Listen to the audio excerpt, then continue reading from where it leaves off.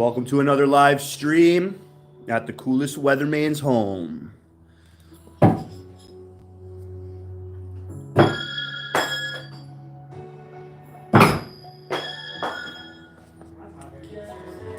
Wife's warming up. Here's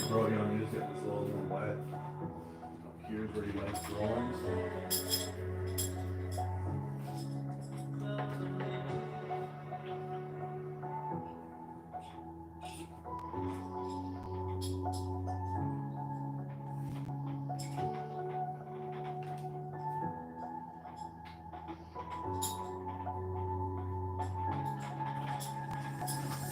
If you got a hard target, you're gonna want to wet your target before you train.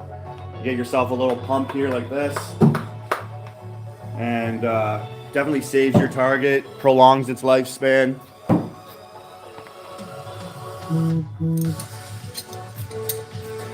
All right, you throw and then I'll throw it together. You go first. You go. You got it. Leave your arms in the target.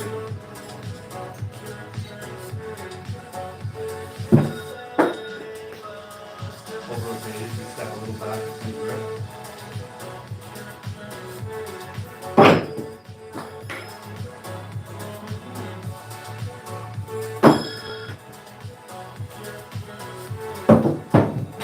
Hit all the targets.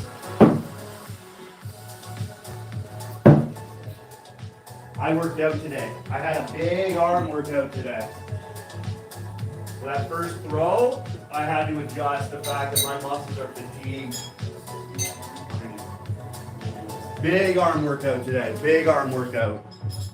All right, let me pop up the comments here because the wife will be throwing a bit. And she'll also be reading comments. She won't be throwing as much as me, but she definitely wants to throw a bit. She's enjoying it more, which is sweet.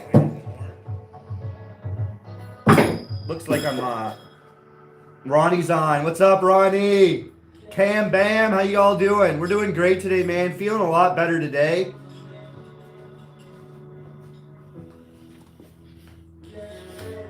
Aaron, nice question, man. I don't know what that even really means. Like, can I spell run? Rizzy Burger. Oh, don't hate yourself, man. We're here for you. You joined a good live stream. You're part of the family. Hit the subscribe button there, buddy. It's from Israel. Hello from Israel. Awesome. Where's my jacket here? You get a little... I wear this around with me all the time. All the time I wear that with me. Good to see everybody here. Just a random live today. So we're just hanging out. We're going to do a lot of trick shots, answer some questions. We got people from England. We got people from Israel. Got a lot of people popping in. I know it's a day off, so that's why we're out here throwing. You want me to stream for 15 bucks? You can't donate. I'll never ask for money, but woo! Bullseye. Nice bullseye. Set it under the way for you next time when you're done. Good job. Finish.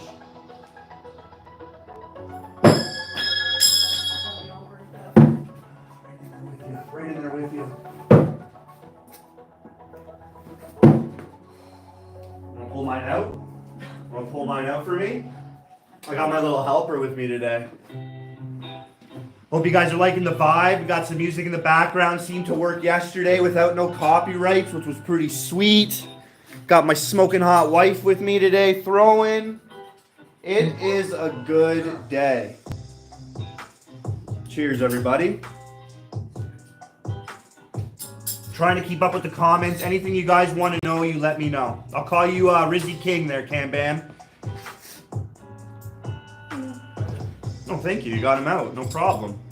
Do it with a tomahawk. I have some throwing axes, but I'm trying to get some custom made. Tomahawks, actually. They're a little lighter than throwing axes, but they damage the target so much. I only enjoy throwing with a lot of power. No, we're East Coast. We're from Hamilton, Ontario.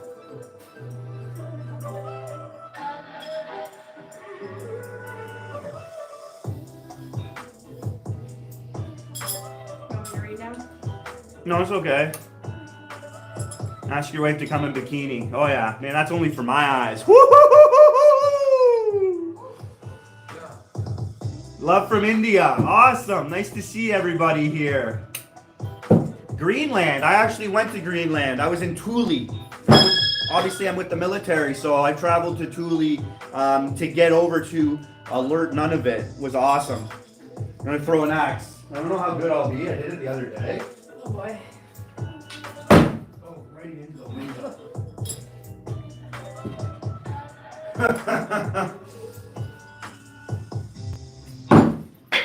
It's Ashwood.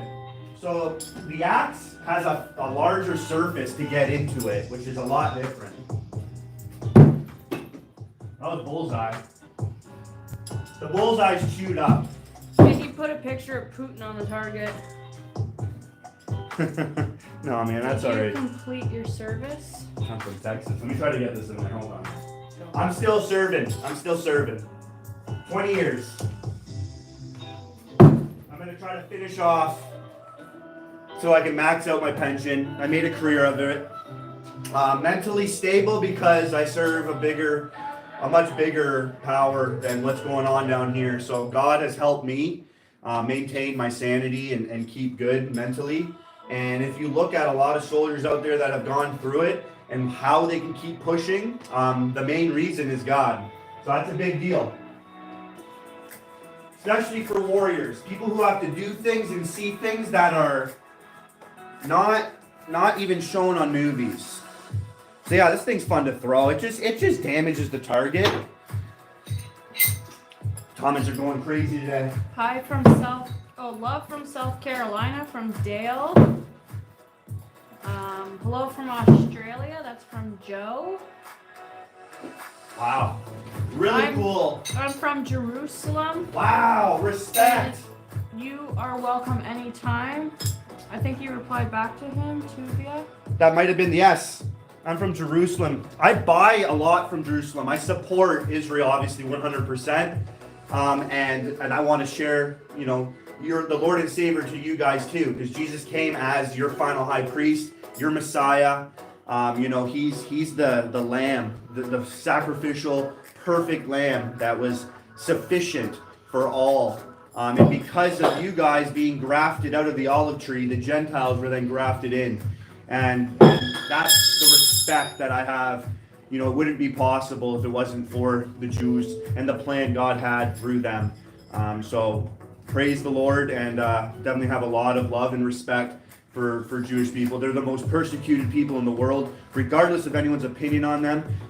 They've gone through it and they continue to go through it. People want to annihilate them, and then they go on screaming about racism when they're the most brutally treated people in the world. So absolutely. If I could leave my country and fight for you guys, I already looked into it. I would, but I have no Jewish bloodline in me. So I'm a Gentile, and I'm just one that supports you guys. Love you guys. Hey, as always, you're always going to get some teachings on here. That's what I'm about. I love teaching, love sharing knowledge, spreading the wisdom.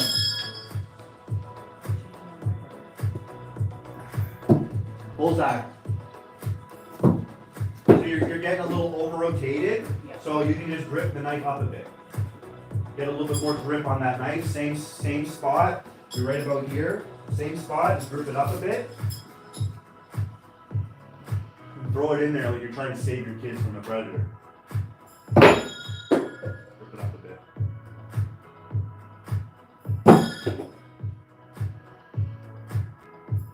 Oh, perfect. That's exactly the stick you want. We'll do some trick shots in a bit, letting her warm up and have some fun. She's doing a lot better. She throws rotation, so half spin, and she holds it like a military grip. So they call this the military grip because you have a blade and you don't want to cut yourself. So you put your hand like this and you're not touching the blade at all, and you throw it. That's why they call it the military grip, because you grab your bayonet, keep your hands safe. 3 in a row, 2 in the bullseye. She's freaking awesome.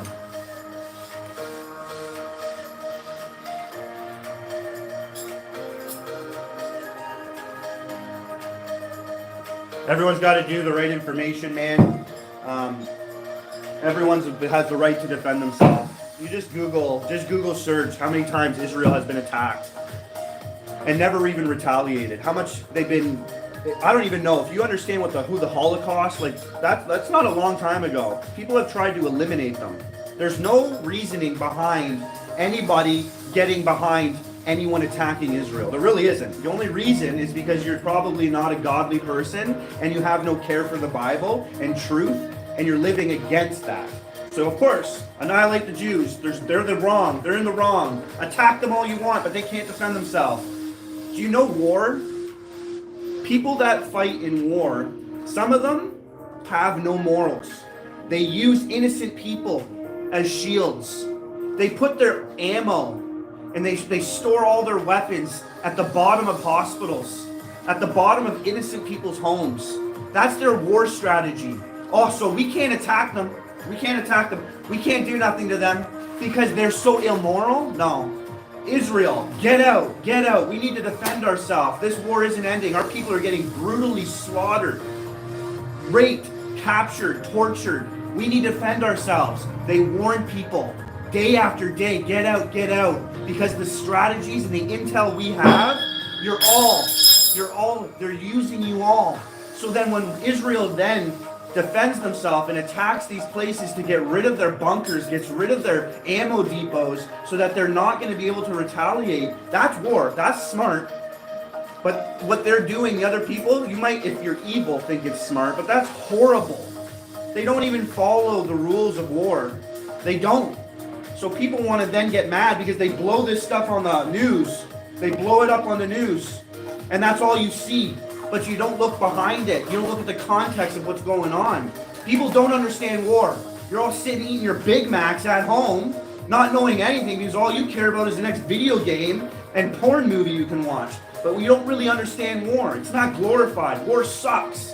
And people out there freaking suck at how they use their strategies in it. It's freaking stupid. But that's the reality of war, and it sucks down here. So maybe you should get your mind right, think straight before you start calling people that are just defending themselves in the wrong. Like, take a freaking look in the freaking mirror, man. What would you do? That's why I defend them, man, because I at least understand. I know intel. I work for the intelligence branch in the military. I understand how it works. You have to find things out that normal people, every day-to-day Joes, you guys don't know. You don't know. You all think it's like a movie. You don't know. You don't know. I know firsthand people just grab a bunch of women and children and they stand behind them as shields. Like, look at that movie, The American Sniper. You get a little idea of how people want their caliphate. They need chaos going on around the world. They strap bombs to kids and tell them to run out there. Don't worry, Allah's going to bring you home and give you 72 virgins. Don't worry about it. This is Allah's calling for you. Sorry, can't get on board. I'll add you to the hater count all you want. I don't care. I'm going to tell you the truth. That's the truth. That's the truth, and the truth hurts. It hurts. But I hope the truth can wake you up and set you free.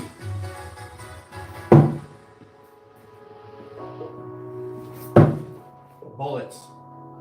Got a little bit. Some things I like to answer. I'd rather answer you guys than just leave you hanging on this. You know, knowledge needs to be passed around, and nowadays it's suppressed. You can't find it anywhere. It's really hard to find.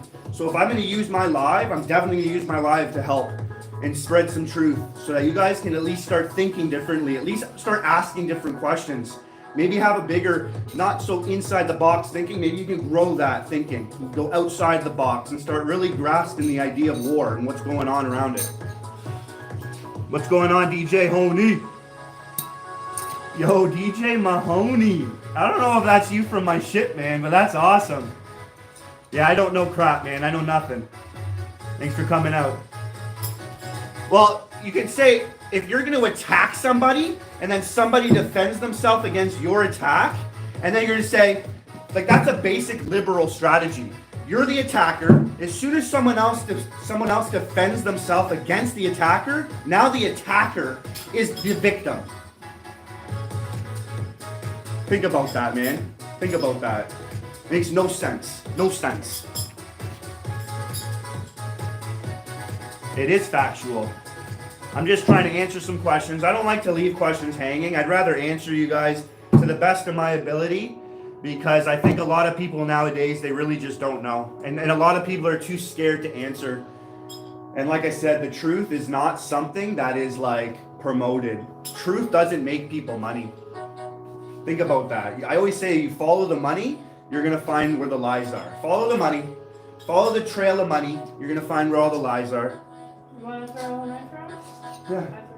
A lot of comments, but it's okay. I like it. Boom. Go from behind. I throw no spin, she throws half spin. Oh, beautiful. 3 on top, because I'm more of a top. She's more power bottom. Nice throws. Well, there's 1 or 2 there. That was so hard to get out after that little range and throw. That was pretty good. That was pretty good. No, there's no rant. It's not a rant, It's factual. I'm thinking about joining the army. Which army branch should I join? Well, it depends the type of, Levi, it depends the type of knowledge. Do you have any schooling? Are you high school graduated? If you have any diplomacy, anything in college, university, the military will use that, and you can get more money. You can maybe get signing bonuses. So you have to ask the right questions in the recruitment office before you join to get the best career for you, suited for you. I say the intelligence branch is a great one for Army people. But if you're, like I said, if you got some extracurricular, schooling, you got some secondary, whatever they call it, you can use that to become an officer and make more money. And it doesn't even matter what what degree you have. As long as you have one, you can pick pretty much any officer trade. You'll do a test. So you'll do a test so that they can grade you and see where you're suited, and you'll be approved for certain trades. And then you might ace the test and you're approved from all of them. So you got to then just do research. You can research every trade and figure out which one you like. But there's so many good ones out there, especially for the Canadian military. You can become a plumber, an electrician. You could be a mechanic on a tank, a mechanic of avionics, aviation on planes and helicopters. You can be a firefighter, you can be a police officer, you can be a medic, you can be a doctor. The sky's the limit, and you can switch trades. So if you're not too happy in one, before you get fully qualified in it, you just switch on out and get to another one. I've done 3 trades. So I started off in the infantry, and then I went to avionics, and now I'm a meteorologist. And I really like being a meteorologist. I work with all the trades in the military. I work with all the elements. Navy, Air Force, Army. I love it. A lot of different things I can do. A lot of secrecy. A lot of stuff I can get to go because weather's needed in all the briefs, the high briefs. And I love it. I love it. A lot of free time to just work out and train and be a crazy animal. Yeah, she's learning, Bunny. She's putting in. She's pretty good at hitting the bullseyes. She's learning. She hasn't really thrown much. I think, honestly, she's thrown 5 days in 6 years. I throw every day. It's much different. She's using a set of knives that were recently made for her as a gift at Christmas. Shout out to my sponsor, Nobody Knife Works, making her those knives. He made both of us a Tanto tip thrower. So she's using hers. I'm using mine. Right now I'm posted with the Navy. So I'm posted to certain ships. I'm bouncing around on all the ships right now. I'm going to a frigate for the next month. I was just on the Harry DeWolf. Now I'm going to the St. John's. But I'm on the Navy on the East Coast in Halifax, Nova Scotia. But I've been posted all over Canada, deployments, all over this continent and south in the Caribbeans, through the States. It's been a fun ride. Almost 20 years myself right now, so it's been a fun ride. A lot of experience. Well, I see we get to some trick shots, babe. Yeah, let me do some trick shots. So just like to do every day. Every time I throw, I like to warm up with a can pin. You can grab that and sit down. She's her arm, she was throwing a lot with me the other day. So I have a trick shot made. Me and her did it. And we're going to do a few trick shots. So you're going to see some things done now with me and the wife. It obviously works. She's enjoying it more now, which is great. We're having a lot of fun doing it. I think it's great for anybody in a marriage to find hobbies that don't separate you, that can bring you guys together. So you're not so, excluding one another in the things that you enjoy. So it's important to do those types of things with your wife, significant other. Did you read Kurt's? I've not. I've tried. Okay, so Kurt is a veteran that served in the infantry and the Navy in Canada. Much respect, Kurt. Thank you. Thank you for your service, man. I have a tremendous amount of respect for people that do. He said, I was infantry, then went NCI op. Oh, really? I work with NCI Ops right now. Okay, so he says, where are you posted and what coast, east or west? East Coast, yeah. Was answering that. My subordinates are NCI Ops, so I was literally writing their PARs, working with them. So, yeah, a lot of NavComs, NCI Ops. Yeah, he said, so you were in Halifax. I was on HMCS, Vancouver, and then Nipcom.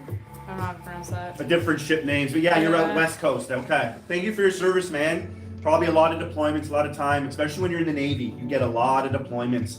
You're separated from your family quite a bit. I've been here on this posting for now maybe 9 months, and I've been gone for 6 months out of those 9 months. I'm only home now for a couple more weeks. I'm gone again, home for a month, gone for 3 months. It's just a tough life. People don't really get it. They don't really understand that separation. I have some family that leave for a weekend from their family, and they're all complaining. I'm like, a day separated from your family doesn't feel right. I see people, husband's gotta work a 12-hour shift. Yeah, my husband gotta work a 12-hour shift. Like, yeah, I get it. It's tough. It's not easy, but wow. 6 months. It's nothing when you compare it to some others. I always say comparisons is the robbery of joy, but when you're having a hard spot and you compare to get yourself out of a negative, I think comparing in that regard can help. I used to say I had it the worst growing up. I had a pretty hard childhood, but I would compare to people in Africa, some other people that don't have it, food, and it helped me just say, you know what, they're able to get through a day, and they're smiling. I'm able to get through what I'm going through, and that comparison helped me. We're pinning a can. We're throwing a moving target. Love doing this trick. It's a skill shot now for me. I like seeing where I'm at, see if I can get it right away. If I can get it within 10 throws, I'm most likely happy. And I pin it with no spin throwing right to the target. We'll see what's going on here. Let's get into it. What? Right away. That happens a lot more than you think. I would say it probably happens more than it doesn't. And that's why I call it a skill shot. My celebration chair, yo. This is my celebration chair. Okay, sorry. This is Zachary's second time asking this, but we missed it. Sorry, Zach. He says, did you make all the knives that are on the wall? No, but I designed a bunch of them. So I've made a bunch of knives. Really, really cool, sweet designs. I like lightning bolts because I'm a meteorologist. If you Google who's the coolest weatherman on the planet, I've been there number one for a long time. But yeah, I made a lot of different knives recently. These are all my designs, very unique. None like it. But I just took some cheap knives online, bought them from China on Amazon, and I made them something like that people would pay for way more. Like these are the steel now that's coming out from cheaper knives in China, a really good steel. So, I mean, I've done some nice designs that I'm pretty happy about. These are my design. I drew these up from my mind, from what I wanted over the years of throwing. I really narrowed it down to exact length, weight, thickness, all those little things that make you a better thrower, because it does matter at the end. You can play around with a bunch of knives and you can realize this knife really flies out of my hand comfortably, more naturally. You'll say, okay, why? Well, you got a lot of handle heavy knives, a lot of front heavy knives, center balance knives. All these things throw differently and require you to do certain adjustments in your hand and how you're throwing. A lot of throwing is just basically how you're going to throw a ball. Pick a stick up, pick a rock up and throw. All the changes are in the hand, and when you have a handle heavy knife or a front heavy knife, you'll see how you're throwing to cancel the rotation, because I throw no spin. Everything I'm talking about is basically a no spin throw. I'm trying to cancel it from rotating, and I want it to come out my hand and fly straight to the target. So that requires a lot with your index finger on the spine, how you're gripping it, how you're wrapping it underneath, how the pressure, how you're releasing at that last moment. All that stuff matters when you're throwing. And it's like split second, right at the end. I'm holding it nice and tight. As soon as I get here, everything changes. And then it's just to that point where I'm throwing. Yeah, and so it happens very fast. Zachary says it's really cool. He's into making knives. Professor Oak wants to know if they are TSA approved. Professor Oak. Yeah. I'm a Pokemon guy, man. It's a Pokeball. You're awesome. What's TSA approved? TSA? Yeah. He'd have to explain that to me. What's TSA approved? Zachary says they're probably not TSA approved. I don't know what that means. I don't know what TSA. I wonder if anyone. PSA? I wonder if anyone has been killed by a knife and thrown in Modern Warfare 5. Professor Oak asked that. Maybe not in modern. Maybe not so much modern because obviously we have explosives and we have guns now and bullets. But there's been recorded throws. I think it was by a native threw a tomahawk it was a knife from like 80 feet, and it was recorded in a book, recorded visual, witnesses of a kill from 80 feet, which is crazy. I've seen videos because drones are used now. Drones will come around and they'll blow up or they'll drop bombs and grenades on you. And a guy was in a trench and he threw his knife at the drone and saved his life. So that's modern. I'm sure though, like you don't, for me, knife throwing would be a last resort in combat. It's not something that I'm going around thinking I'm a superhero and this is my superpower, throwing knives. But it gives you more tools in the box. So, you're hiding, you don't want to be seen. Maybe you can throw a knife. There's scenarios where you can definitely kill somebody. Like, I know the penetration a knife can bring. I've demonstrated that yesterday on a live, and I can demonstrate it again today. But this thing can penetrate more than a bullet, more than some maybe a 45 or a 9mm. Like this thing can penetrate through hockey puck, through pots and pans that are thick titanium steel. So this thing is no joke. When you throw it and it's got a nice pointy tip, strong steel, the weight is like 350 grams. That packs a punch. And that's going to do some damage, even if you hit somebody with the bottom. Okay, so it was just a sarcastic question, but TSA is like security at the airports. No. So if you can go on a plane with them. I think I would have to check them in through the baggage. Because they're not live edge. Yeah, but there's I don't know how that would work. I would have to mail it, ship it. Someone asked if you can do underhand throw between his legs. Yeah, I cross the border with the military and I don't get checked. So I bring knives through the military wherever I go. Underhand, it's gonna have to be we'll see, it's gonna take a little bit. I don't joke throws. I always like doing trick shots to make myself better. These are more just like silly. I'd probably do a half spin.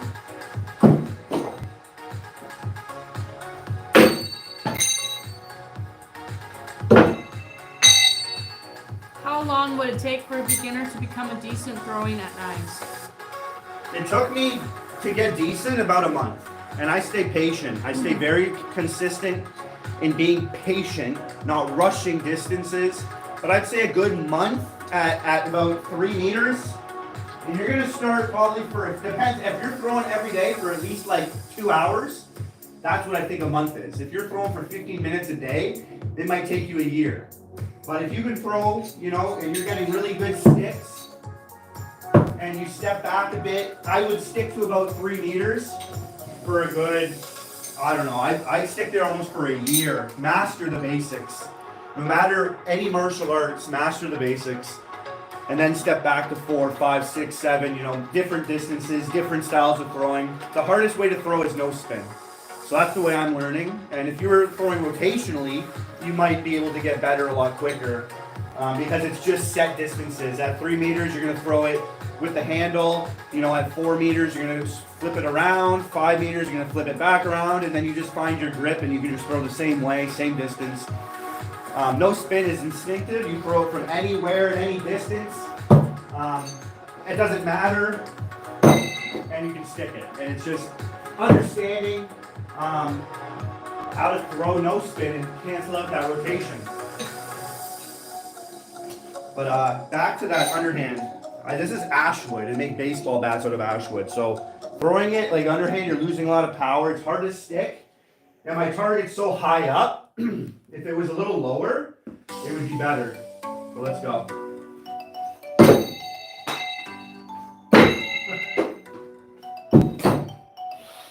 It's silly to me. There's some people online that do the underhand or under the legs, and their target is like covering this whole wall. So I would love to aim lower and have soft wood. Few of those would have stuck if it was soft wood.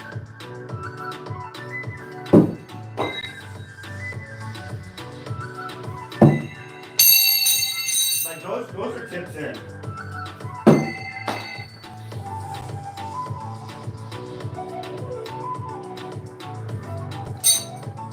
Rotation is just picking your distance. I can throw the same way there until I just kind of like pick my distance and it will step. Let's go a little further. That's better. I actually like that.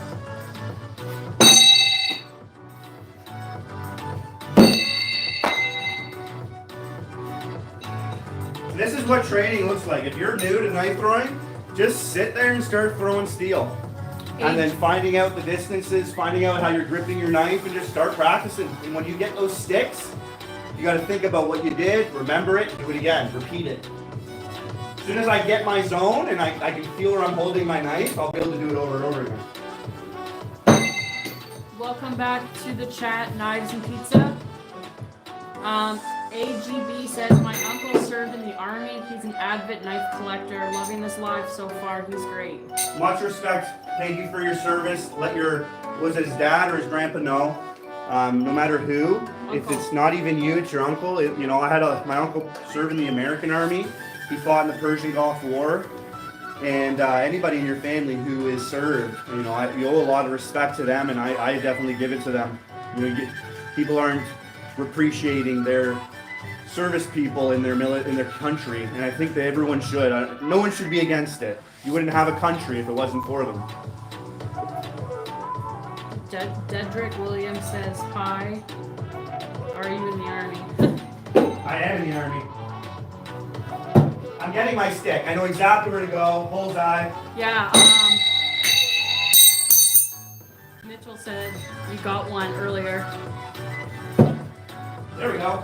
We're getting it now. I know where to hold it, and where to hold it is huge. Mitchell says throw them with your mouth now. Little snap.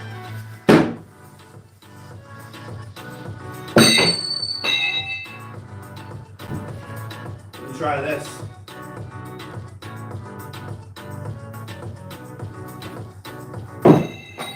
Oh, he has to do a cartwheel.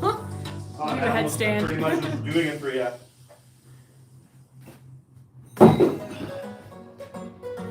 I did this not too long ago. What's your MOS? 0000100. Not an easy. You just gotta feel it. You just gotta feel it out. ABG said, brother, I subscribe. You are great, and thank you for your service.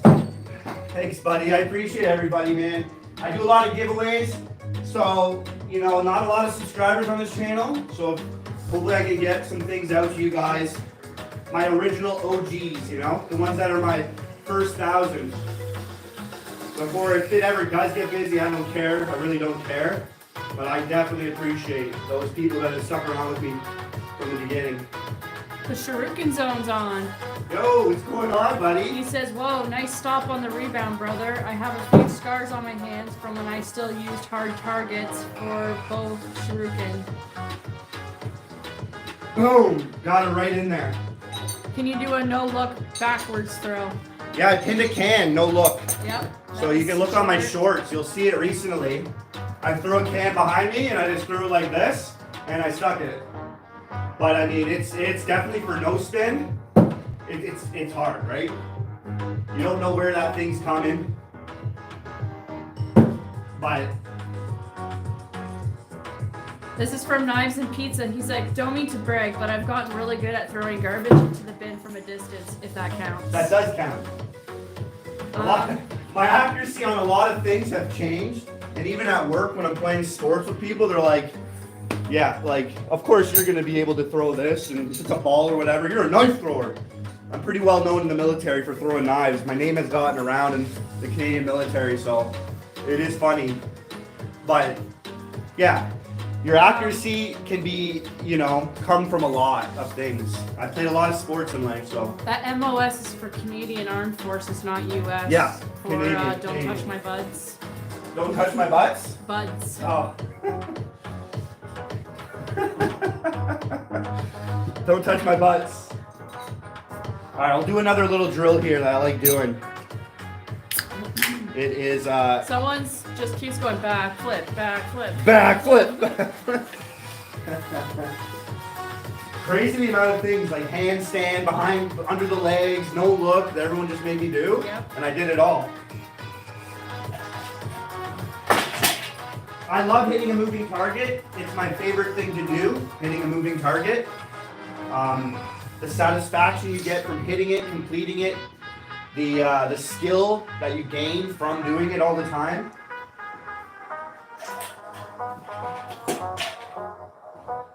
I like putting a little weight in my can, and when there's a hole already in the can, air gets into it and it kind of throws it off track, but I like doing it. I like using the can still. You know, I can't get my hands on a lot, and it makes it harder. I never shy away from anything that's harder.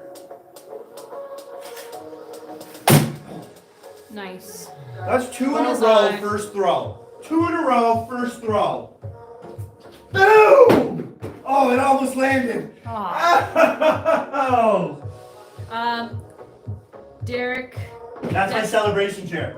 Dedrick says, I have 2 brothers and we all are in the army in the same unit.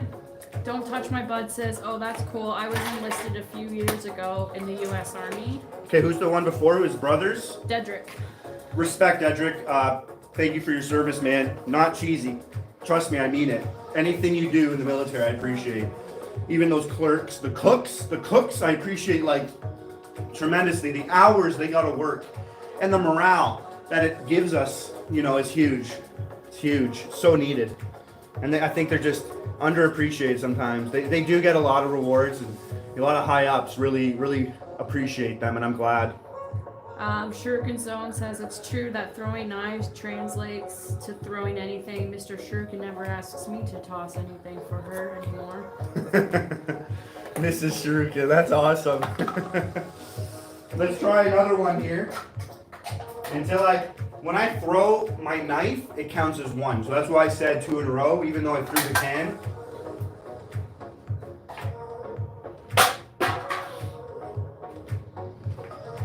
So my sweet zone is in this garage. I love to train for 7 meters because I'm not so much a competition thrower, but I'm definitely wanting to always be competition ready. So 7 meters is my main focus outside. But combat is my main focus overall. And from 3 meters to 20 feet, which is right where the camera is, that's where my sweet zone is. And I can throw with power, pretty much the same. There's no changes.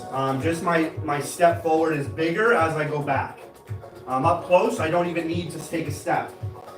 I can just use my arm, my hips, and I'll get the power that I want. But if I want a lot of power, then I have to take a step. You have to use your legs. You cannot neglect your legs if you're going for velocity, power, and all that good stuff. So Dedrick, he's a dog handler Wow. for Fort Bragg 82nd Airborne. Wow. Him and his, I believe he said it was his brothers earlier that are in it. Much cooler than me, man. Wow, that's so cool. What a bond you build with those dogs. Yeah, The movies it's that I've pretty cool. seen, you know, this don't translate to the reality of it because it's just incredible what they do for you, eh? Like, They only saw this dog. yeah, our He dog right lazy. now. Ooh, I almost got the 3 in a row. Oh no. Professor Oak said, what did the tree stump do to deserve this? Right? Well, someone I had to pay someone for that. Someone says, can you do an army roll and throw it? It's living out his life. I've done some barrel rolls. Yeah. I mean, it's kind of tough on concrete, but it's not something that I would say no to.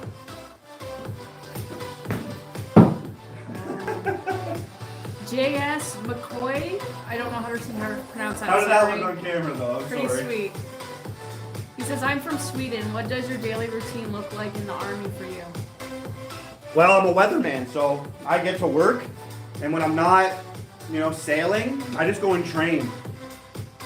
There's certain opportunities that I might be getting that might be taking me out of my trade or bringing me into a new line of work with some pretty special force type of guys. So I always try to maintain a good standard of physical fitness, maybe above average. I do really well on that, and that's a main priority in my life, health and fitness. But I go to work and I train a lot. Otherwise, I'm waking up in the morning and I'm building briefs because everybody needs the weather right away. And I'm forecasting probably for like 5 days pretty accurately. And I'm giving the commanders everything they need to know about the weather, where we're going, where we're headed in the next 5 days. Any changes that occur in those forecasts throughout the day, I'm constantly looking and updating them. I'm sending out observations of the weather every hour for helicopter pilots, air crews. I'm doing a lot of anything planning wise. Commanders need the weather. You know the weather, you know the war, you win the war. A big warlord, Sun Tzu, wrote this, I think it was a Chinese warlord, smartest war guy almost in history, wrote a book, and one of the main quotes he said was, know the weather, you win the war. So, yeah, that's why the governments want to try to control the weather. It's probably the most powerful thing this planet sees. Weather is used by God to show His power and His glory. The weather is massive. I love being a meteorologist, man. It never changes. Weather's always around. It's always needed. It's pretty awesome. I'm trying to catch up here. Yeah, sorry. Shuriken Zone says, nice roll and throw. Thanks, guys. Dedrick says, we were in a mission a month ago. We needed to check out an expected drug truck on the U.S. border. Wow. Border control. I just did a lot of busts for drugs, too. Going into the Caribbean. All those, the drug traffickers try to, go through the Caribbean Ocean into the islands there, the Bahamas, Puerto Rico, Jamaica, and to the States, into Canada, and we try to stop them. And so we just did a couple busts there too. So that's really cool that you did too, man. Trying to save some kids, man. Those drugs you can't really stop it, but you can save. You can save some people. We'll go all 3 targets. MBO wants to know, do you lift? If so, what's your max? Bro, I don't lift. I don't take supplements. I eat well. I've never gotten into anything stupid. I'm 100% natural. So my natural strength, is I'm very happy with it. I was getting close to a 500-pound deadlift, and I've only trained deadlifts for a month. I'm not too much into maxing things out. Maybe about 315 for a bench press. Yeah, I like to stay like an overall soldier. I like to kind of keep everything flexible. I do a lot of arm wrestling, so I kind of train specific to what I'm doing. So I train my legs actually more than I train any other muscle because I use my legs the most. So I do a lot of lunges, lots of lunges. I do a lot of HIIT, so high intensity interval training. I do a lot of that. I change it up a lot. I like to keep my body, guessing. I don't like to get into routine, hit plateaus. I like to just set new goals and hit new things. But yeah, I can curl 80 pounds like 8 times. My arms are probably my strongest, besides my legs. I do core workouts all the time. My back is a huge important one. I like focusing on the back. Shoulders are used a lot in everything, so I try not to get too much overworking my shoulders because I do a lot of rotator cuff exercises and stuff, and I'm happy. I do neck exercises. You name it, I do it. I love health and fitness. Decades after decades after decades. I've been training probably for 25, 30 years, and always switching it up, keeping it fluid. I'm always ready for anything. I like stretching. I don't do yoga, but I stretch. Yeah, cardio, everything, man. I do it all. Cardiovascular stuff. A lot of bike riding in my life I've done. You name it, man. I love health and fitness. I love promoting it. It's super important. All right, we're hitting 3 targets right now. Nice and fast. Go. Let's reset. Let's reset.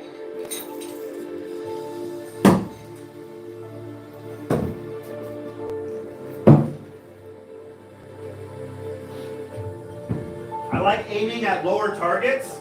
This was a nice bullseye because the chair was blocking me, so I had to throw it.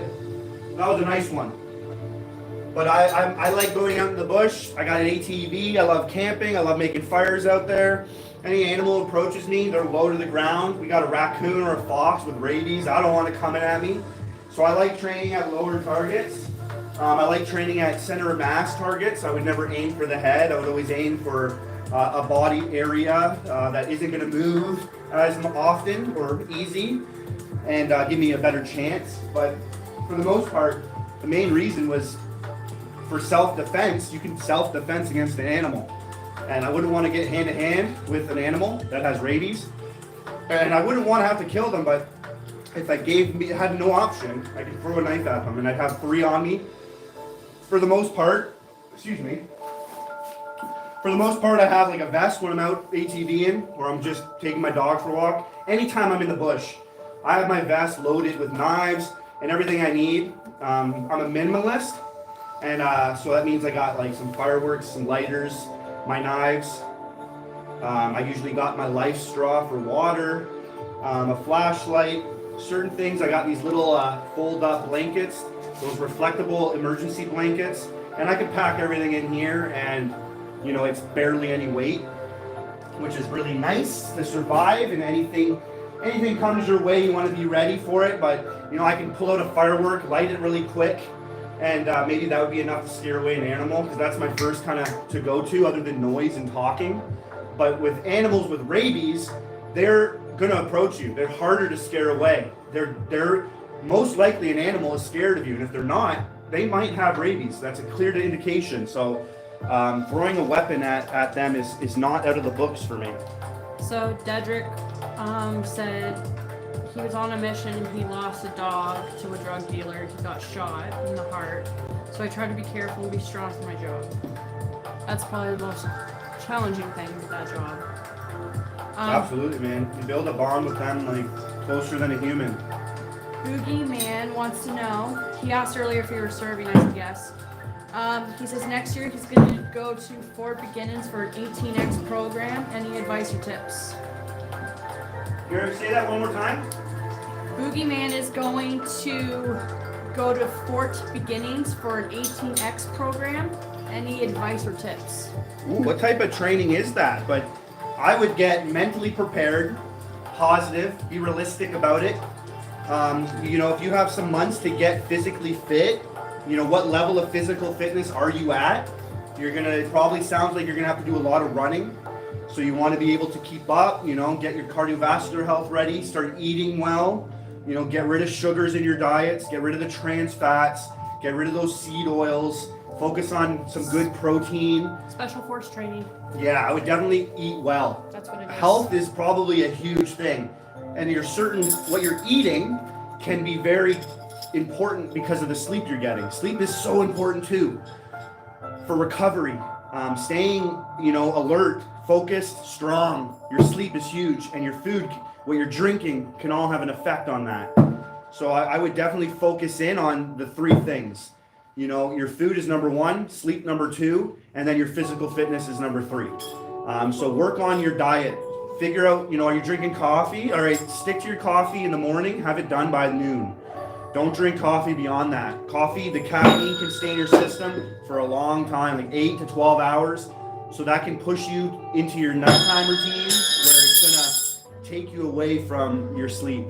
So glass of milk before bed helps you sleep, helps you get a little tired. There's something in milk that will help you get tired. I wake up every morning and I get bone broth. I drink bone broth. Beef, 100% grass-fed beef or bone broth. I'll throw a little bit of creatine. That's the only supplement that I would approve of. So I throw a little creatine in with my bone broth, and I start my mornings off with a bunch of eggs and bone broth. And I mean, I love that. And milk before bed, and I have that every day. You know, stick to a good diet. A lot of fatty meats, proteins, steak, ribeye, ground beef, pork's all right. Lamb, eat some liver. You know, if you can get your hand on some liver, that's like the ultimate organ meat. So get good food. Get into a habit of just being healthy. Those foods will eventually starve you of the cravings of sugar, processed foods. It will get you away from all that. That destroys us as humans. All the diseases and cancers we got come from all that junk. Get rid of that stuff. It's not good. It's releasing these endorphins and getting you addicted like a drug. And just get them out of you. Just get angry at it and just say, no, I'm no more. Why would I want poison? It's poison. Even if the poison tastes good, why would you want it? You know, it's like that fairy tale where they're giving the girl an apple with poison. And, you know, Snow White. It's like, no, it tastes good, but it's not good for you. If that girl knew there was poison in it, she wouldn't take it. Don't do it. Get rid of that stuff. Zero in on your sleep. So sleep. Don't have a phone before bed. Don't stare at some like bright lights and TVs and screens before bed. That's gonna hurt your sleep. I have red light in my bedroom. Red light, non-flicker LED red lights. That helps me if I have to wake up, turn on a light or something, anything. It doesn't affect my sleep. Yeah, I get pretty crazy on what I do, and I really zero it down. So I have red lights in my bedroom. So that's a good thing before bed. Get some red lights. Help your sleep. Get focused in on what's your sleep patterns like. You got to get that 8 hours, especially when you're doing special force training. You're going to want to focus in on when you hit that pillow, you're out cold. So chug that glass of milk and hit that pillow. What else? So then your physical fitness, right? So everything is like, those two things are more important than your physical fitness. If you do 2 out of the 3, you're good, but do all 3 if you can, especially if you're going special forces, and hit a good physical fitness routine. So I highly recommend HIIT, high intensity interval training. Look that up. It's excellent for cardiovascular health. It's very easy. It's very easy to do, very quick. You can wake up in the morning, 15 minutes is all you need, 20 minutes. And you're gonna get very, very good cardiovascular health, good endurance. You're gonna build muscle, good endurance, like I said, it's excellent. Add a little weight training routine. You know, don't focus on maxing things out. You know, I might do a max training day once a month, but you know, high reps is just as good as long as you're getting to that, you know, push yourself. You know, if you can barely do it, great, you're done, you know. Work on strengthening tendons and joints, your bones. Try to look up different exercises. There's so many out there. Don't neglect your legs, you know, do everything. Do a lot of core exercises, that's gonna be huge. Do a lot of push-ups. If they say if you do 40 push-ups, you have better heart health than the average person. If you can do 40 push-ups. Do 40 push-ups, you got good heart health. So that's something you want to work yourself up to do. If you can't do 40 push-ups, every day you wake up, roll out of bed, do as many as you can. Every time you get it, if you're watching TV and a commercial hits, get down on the ground and do push-ups. Even though I don't recommend watching TV. Oh man, I can get right into it. I love health and fitness. It's a big obsession of mine. It's super important, and more people need to be aware of it and make the right decision. So good question. I hope other people can benefit from that answer. Any other questions, any other details you want to know? I always leave my email in the description, so you're free to reach out to me. I can send you links, information, books, whatever you want to get it another way. If you don't trust me or you just want to read it somewhere else, because I go to the doctors, I go to the whistleblowers, the ones that lose their job. A lot of this information is suppressed too. And if you're going to go out to these doctors that are telling you something, they might be lying to you. They're just sponsored by certain pharmaceutical companies, and they just want you to be sick so that you can be prescribed a drug. They don't want you to be healthy. So you definitely got to, you know, watch out for that type of stuff. It's no tinfoil hat stuff. This is just the facts. So Pro Clips is joining the army. Our good friend David's on, saying, "Come on, everyone, show your support." David's awesome. Poor Leafs, man. Poor Leafs. Yeah. He's telling everybody to like, subscribe, and hit that He's button. awesome that way. Yeah, he's a great. I'm not a Leaf hater. I'm their fan, and I don't try to hate on them when they lose. Who's gonna want to play for Toronto? Because the fans are starting to suck.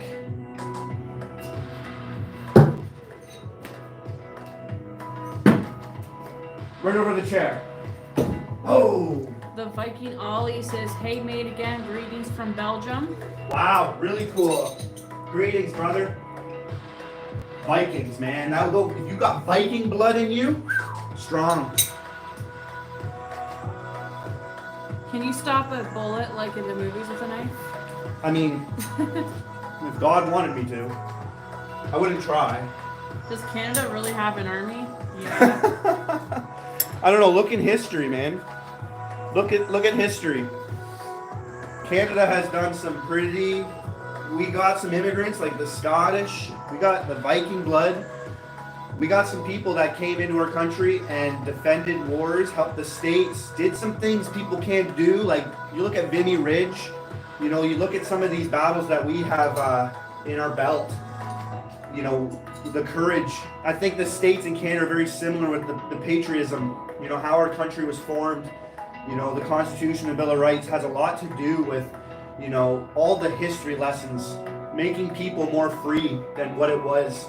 You know, that slavery is still there with the taxes and everything and how they run the school and whatever. But we definitely gave this states in Canada a start to give the people more power, to pick their governments, to more freedom of speech, you know, the right to bear arms in the states. These are reasons because in history it shows the government turning on you. As hard as that is to believe, because people think that's no way everyone turning on me. Like they put too much trust into people that those lessons, you know, if you're doomed to repeat history if you forget it. So Canada and the States have definitely gave us a good start, but slowly becoming an end to that. They've infiltrated by taking God out of the people's hearts. You know, that pursuit of happiness, that freedom, you know, it slowly goes away and it's used against us. Bullets. Oh, I love those. Oh, man. So yeah, Dedrick was with that dog for like 10 years. So it was like a little brother to him. Boogeyman says, thank you, brother. I greatly appreciate the advice and time. I'll definitely will have to reach out to you in email sometime. For sure, brother. For sure. I'm here to help, man. I talk a lot, but I want to help as much as I can. That's a big passion of mine. My wife even says, you talk so much, it's hard to get the questions in. But I just many comments. I just want to give you guys the best answer, and I know other people are going to benefit from a question asked. I just want to give you the best answer I can. Alright, I'm going into another trick shot because I love pitting cans, and I was going to give you guys a drill. Bro, Sevi says, I would fight someone for some poutine. For some poutine. They're overrated poutines. Viking Ollie says, yes, Viking blood. I thought that was it. I know, right away. Because there's so many holes, so I went through the same hole. It went right through this part, so it just came out. Too many Poutine holes. is excellent stuff. Whatever I could find some good old cheese curds, I make a poutine. Squeaky cheese. And I'm It's from gotta be Georgia, squeaky. so that's the only way I can get it. Squeaky. I like poutines, but the fries just gotta be right. The gravy's gotta be right, and it's gotta be squeaky cheese. Poutines have blown up, and I like these, what they make now, like chicken shawarma poutines. I love shawarma. Chicken shawarma poutines. It's another level.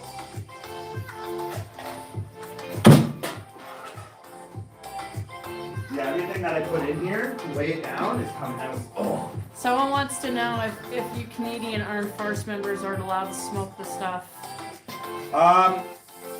Certain trades won't allow it, but yes, I don't.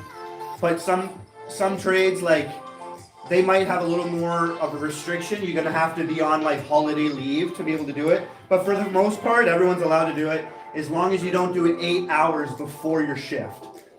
They don't want you to do it and then come to work an hour later. A lot of people work some serious jobs, so you got to be focused. And obviously, it's not good for your mind and your reaction time. Dedrick's leaving. Dedrick, thank you for coming by, man. Says goodbye, man. God bless. Thanks for the army. A little hint: if your team are not strong, no one is strong. Walk tall. I love you, man. You have a good one. Much respect and love to you, bro. Thank you for stopping by. No joke.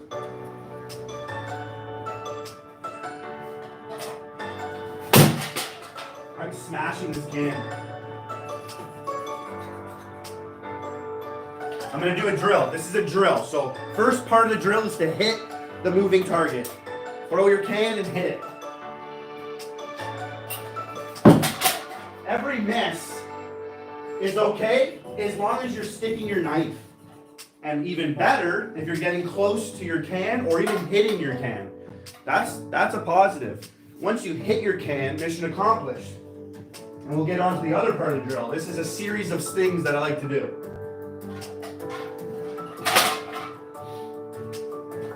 Love everybody stopping by. Appreciate everybody that's asking questions. It's needed. Ask questions. Ask away. I've done a lot in my life, and I'm giving it all. I'm giving it all out, putting it all out there for you. Oh, right in the bottom. So you get it, and then you get two other knives, and you try and hit the can. This is my main way of getting zeroed in and getting as accurate as I can.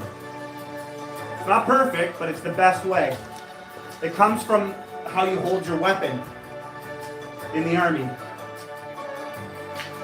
Boom, you're at the ready, aim fire, boom. You get the go to it. If you're under contact, you have the right to fire. You're walking around, boom, boom, right? Ready to go, quick.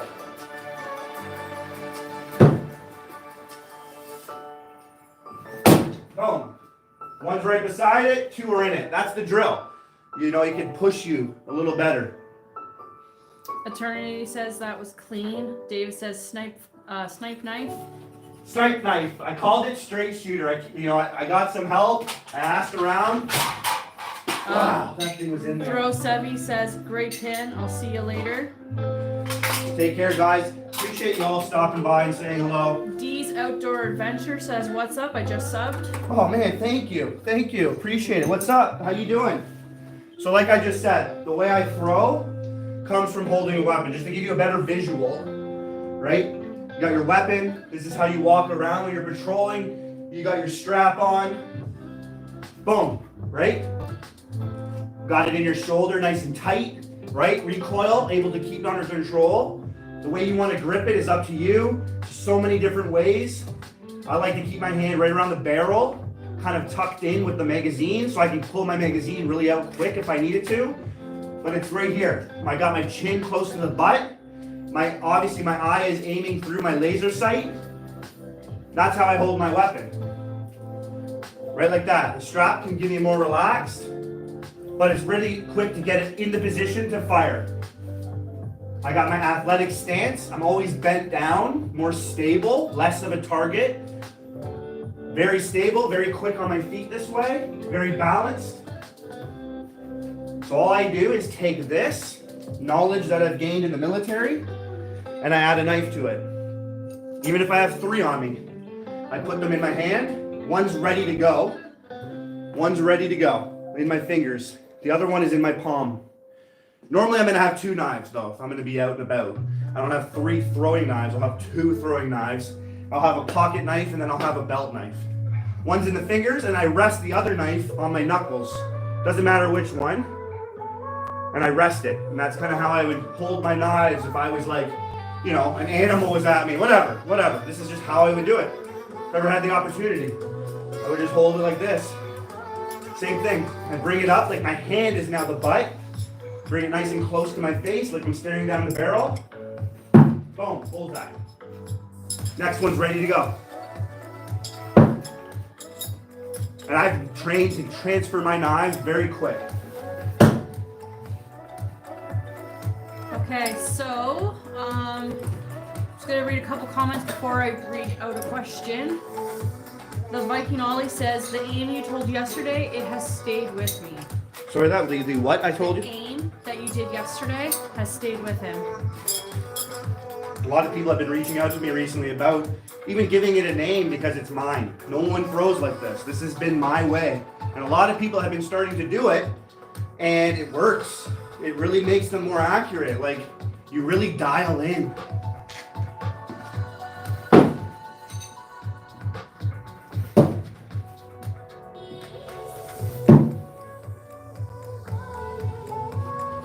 You might not get bullseyes every time, but I'm telling you, my average of hitting a bullseye within 3 to 5 meters, 10 to 20 feet, is over 50%.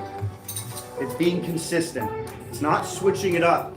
Finding something that's natural to me, holding my rifle. I did that for more years than throwing knives. Do something that comes natural to you, feel comfortable, and stick to it. You know, fine details will change. Fine, small things in your hands, but overall, the natural body mechanics to how you like to throw is gonna stay the same. If you're an athletic person and you throw a ball, and you're playing catch with your kid or at school with the football, that's how you're gonna throw a knife. That's how I throw a knife, just like a ball. Just a little different what's going on here. Okay, but there's a couple questions, but I wanted to get you to this one first because it's going up the chat. Okay, What's you your do it. favorite knife? What's my favorite knife? Yeah. It's not on me. My favorite knife is not on me. Usually I got it right here. It's a Sky Marshall by Tops. But I wanted to hold different knives on me today. So one of my favorites, I have to bring out one of my custom, this is like my make. I had a custom knife maker make it for me, and it's mine. The details to this knife, every little bit I went into it, just even the sheath.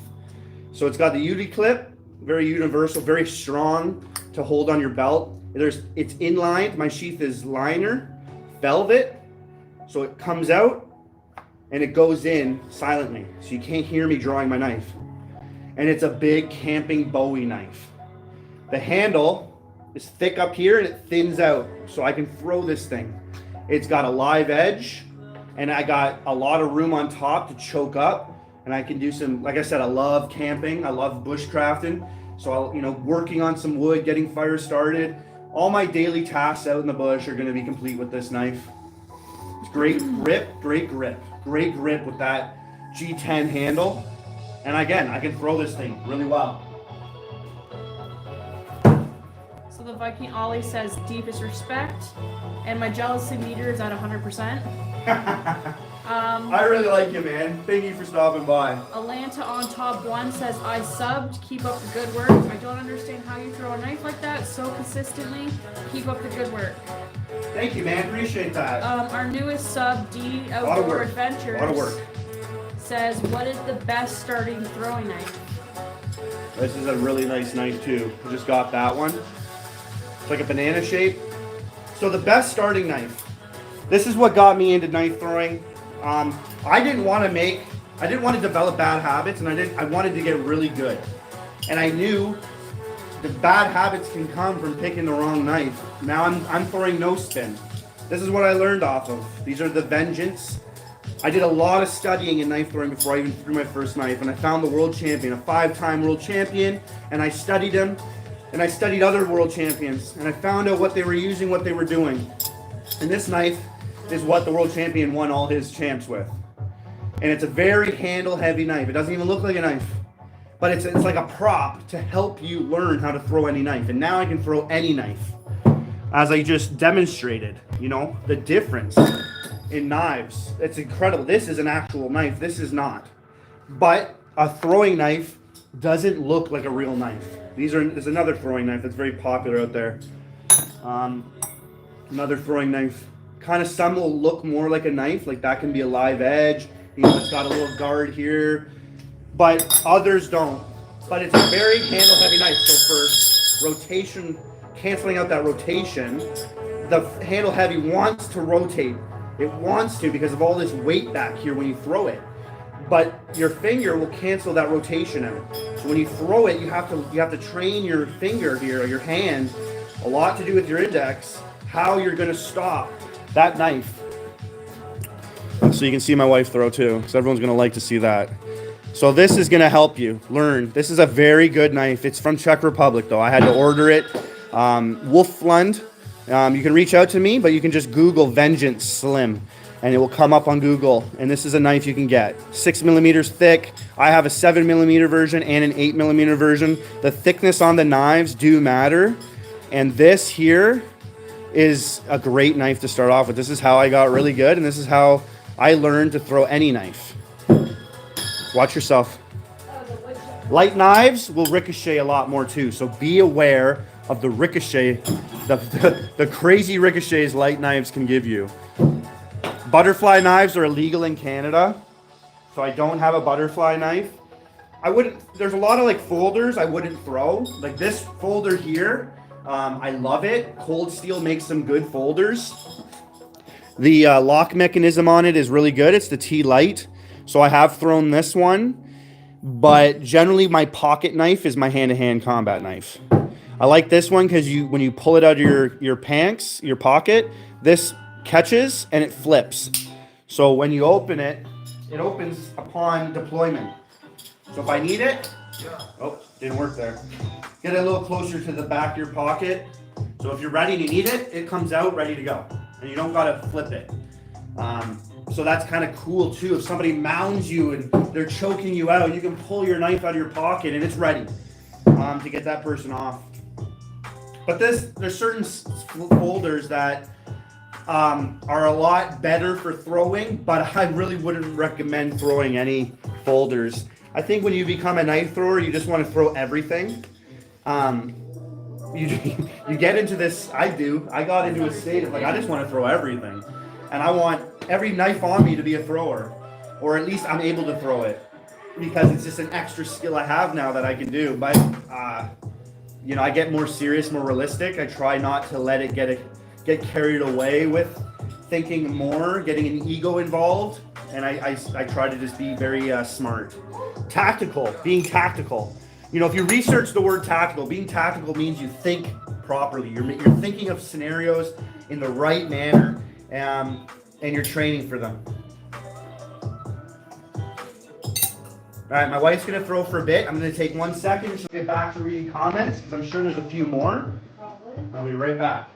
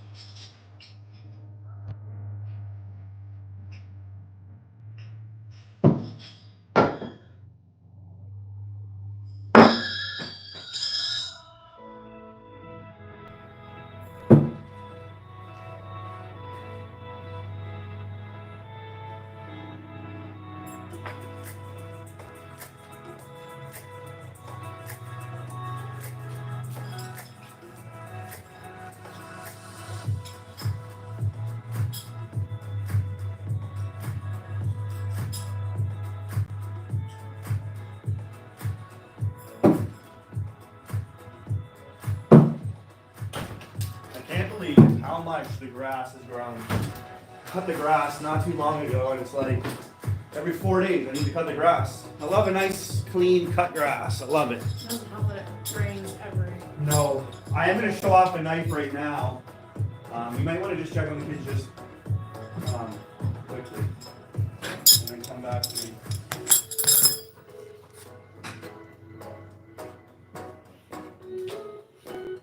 A lot of knives you can pick from. There is so many different shapes and sizes. I'm telling you that it does matter what you're getting yourself into, especially at a beginner. So that advice I gave about a starting knife is for no spin, a very wise thing to think of. Spend that extra couple bucks if you really want to be good at what you're doing. What's up, babe? How many did we miss? Knives and Pizza says, I love Canada, but the knife laws are so whack. CBSA will seize any knife with a thumb stud, even though it's legal to own and carry. Super weird. Some provinces are different than others. Like New Brunswick, you can carry any size knife you want. You're just gonna have to be able to explain to the cop the use and that it's not to hurt people, right? Like, so saying your knife is for self-defense generally isn't the best thing. So being bushcraft guy, you know, that's why I have knives on me. I'm always out in the bush and, you know, opening up a box. You know, I just like having a knife on me. It's the greatest utility tool that's ever existed. That's probably the best way to explain it. You know, it's not to hurt anybody. I'm in the military.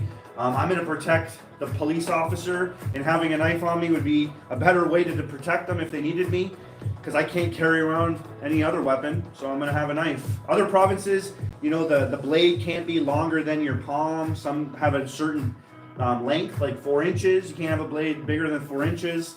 It is weird here in Canada. You can't have ninja stars. You can't have butterfly knives, anything with a spring loaded. It sucks here in Canada for a lot of things. Nathan Shell is on. He says, I make some stuff too. I make homemade fishing jigs. How to make homemade fishing rods as well. That's really cool, man. I'd love to see that. The Viking Ollie said, I just made a hunting knives. Have to learn to really work with them. Yeah, you know what? The tool is only as good as the person using them. Eternity wants to know what your tattoo is, and I'll be right back. So this is like, someone just gifted this to me. Shout out to Nathaniel. This knife is so cool. He's played with this steel, and it's so cool. That little design he's made on the front, awesome, very cool. I got a bunch of tattoos before I was saved.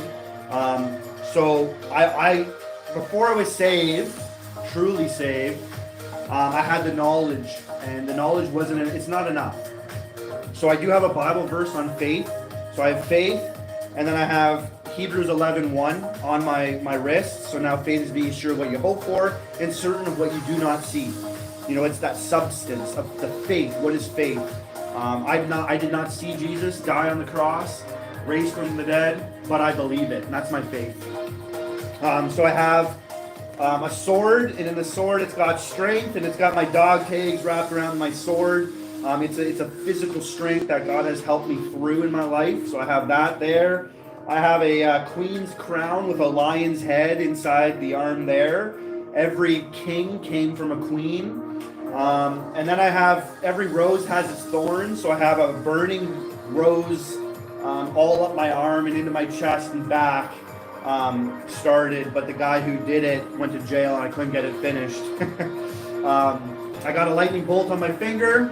It's my most recent one that I got, and it's just because of the way I throw. I would, without sounding, you know, like I'm blowing my head up, I would consider myself the most powerful knife in the world because of the things I've done. And it's just the lightning, the power, the meteorologist, it all ends right here. So I like putting the lightning bolt there, and I got my wife's initial for being married right on my hand because I hate wearing jewelry.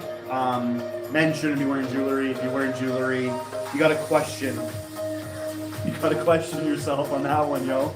No judgment on that, but I don't think men should be wearing jewelry. I don't care. I used to have earrings.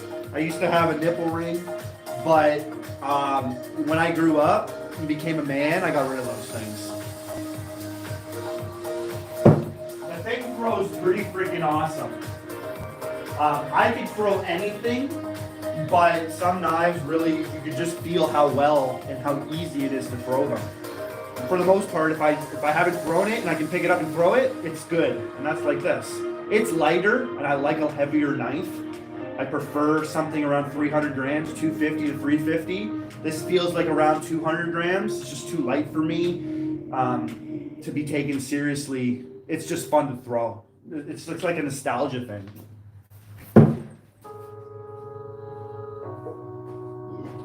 There's a lot of follow through with my throw. I like to move. You know, a lot of people, they throw like this, or they'll have their leg forward. They throw so that in that motion, they can get away. But you're limiting yourself because you're not able to use your legs. So I want to get as much power as possible. So when I throw, I'm also putting myself in that position to get away. Throw and move. Right? So there is people out there that a lot of people look up to, and they explain their method, and it sounds good. It's good. It's legit, and no worries. That is a smart way to throw. You get like a sword. You can get a lot of power that way. and you're in a moment to get away.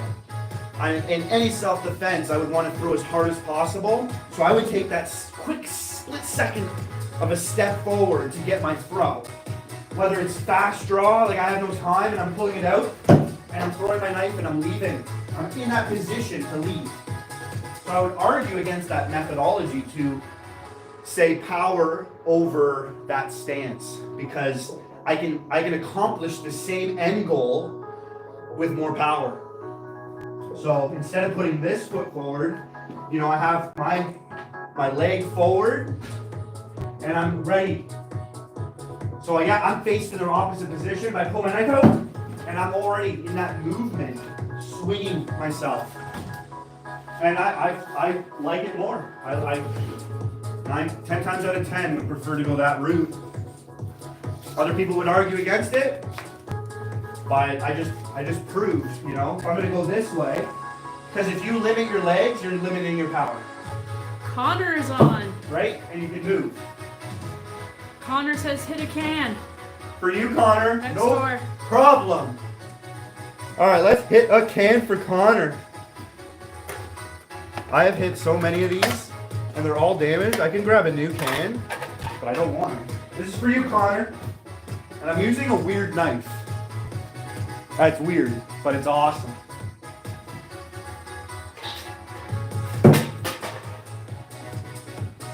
Oh man, that whole thing is buried in there. Connor is with woo! Woo! Probably hear me from there. Oh man. Oh man, I hit it. Yeah, this design's going to be probably pushed out to more people soon. It's a very unique, and knives are very common between all the makers because they've been around for so long. But when you can get a design that's so no one does it, it's awesome.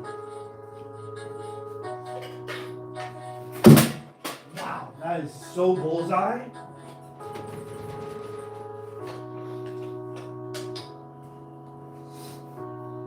Eternity said close. Ooh.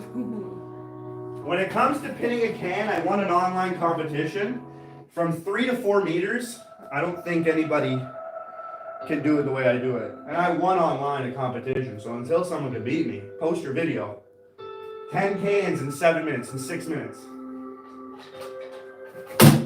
There we go. Look at that bullet. That's Can is chewed. and it's pretty, all my can pins are in the bullseye. Yeah, the can, it just blew a hole in it because of the shape. That's for you, Connor. Connor says bullseye.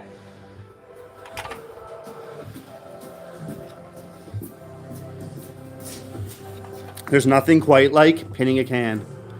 Bullseye! Look at the way the guy spelt that. That's awesome.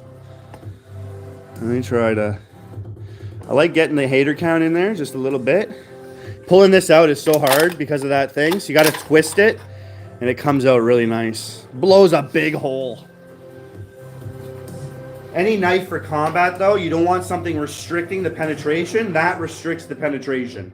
I will not be able to get this knife into my target any further than that. But if I hit a bone there, that wouldn't be good. But that knife is super awesome. I have a lot of knives, and I'm going to go through them all throughout the lives. Maybe one live, I'll just go through them all. I'm going to throw out some shorts, each one specifically doing a trick shot. That'll be pretty fun. I have a lot of good knives up here. Here's one of my favorite. It's my design. It's so heavy and awesome. And it's a lightning bolt. It doesn't get better than that for a lightning bolt. I mean, the one that I made is pretty darn freaking close and cool.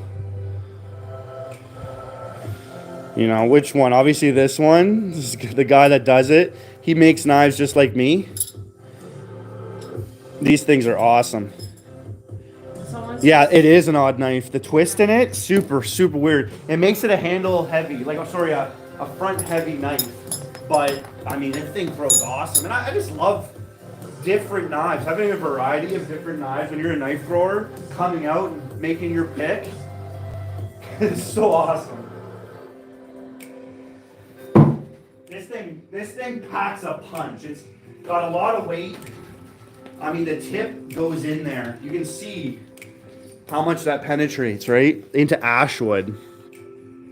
That was all in the target just there. Obviously, this one's made by BIMO Knives from Indonesia. Guy makes everything with an angle grinder. I make all my knives too with a heavy duty sander, so we have a little bit in common. I don't have all these fancy tools. All the designs that I've recently made, all by hand. So I get his skill. I think I'm developing it. It's awesome to be good with tools. Table saw, heavy duty sander, and a drill. Oh yeah, I love this knife. I would go to competition with this knife.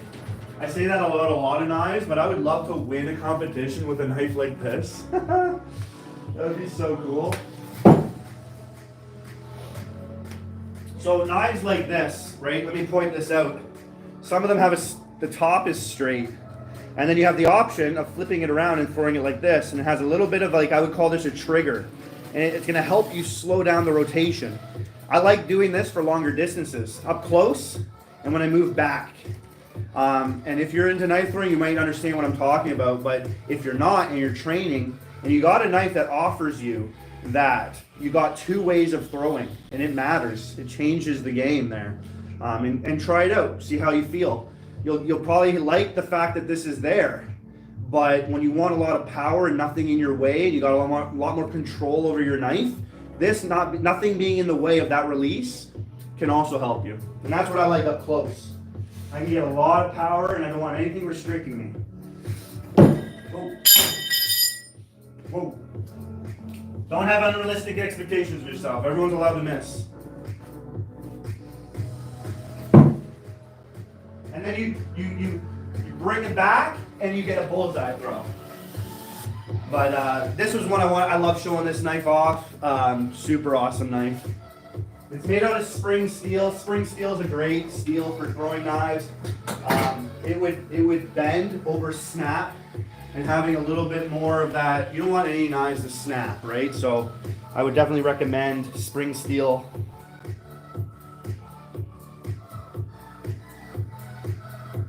How's everybody doing today? Dedrick's back on. It is nice to see you again. Throwing cards. Don't tell any of the liberals. I'm an AceJet master. They have competitions. AceJet is a knife making company in Czech Republic, and they threw out 3 competitions 3 years in a row, and I've won 2 of them and came second in 1. So that puts me ahead of everybody. And they gave me certificates and called me the AceJet master. So that's where these came from. I won a lot of free things. In those competitions, I won $2,500. So when you get into a hobby you really enjoy, yeah, you can start making money off of it. So these are throwing cards. They're so fun to throw. Anybody can throw them. I hold it like pinch. There's a blade all around it. So you don't want to, you can't really put your finger on the blade. So I pinch it with my thumb in between my index. And you lace it. It's really hard to pull out of the target when you throw with all that power like I have. But they're so fun to throw. Oh yeah. Like take a look at those things in the target. They're just great. I would get my wife to try to pull these out.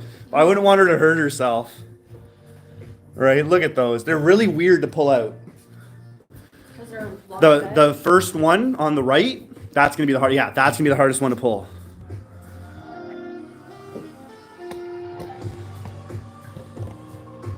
Yo, I appreciate everybody who hit the like button. We're 2 away from 100. If you haven't, I don't like asking. I rarely ask. But we're 2 away from 100. So if you didn't hit that like button, hit that like button. I would be the first time ever I hit 100. We're at 99. 1 away. 1 away. Come on. Yo, we hit 100. We hit 100. What? Yo. That's awesome! 100 freaking likes! One more. 100 likes! That's my celebration chair. You need to explain the 2-2 part. Yeah, we can get into no reloading. This is about on its way out. Whenever I see somebody throwing away a chair on the side of the road, I pick it up now because I smashed that thing. I already went through 1 chair and I broke it apart. But the 2-2, I'm at 102. You guys rock. Couldn't ask for a better freaking family here. The tutu, I wear it to make fun of certain, people try to convince you of certain things that just aren't true. And I don't like that type of stuff. I like to be honest, and I'll bring it up. If you're trying to convince people to get themselves hurt, people think no reloading is a combat effective way of throwing a knife, and it's not. It's silly. And when I try to explain it, I put my tutu on, and it looks like somebody's dancing. Step forward a little closer, yeah.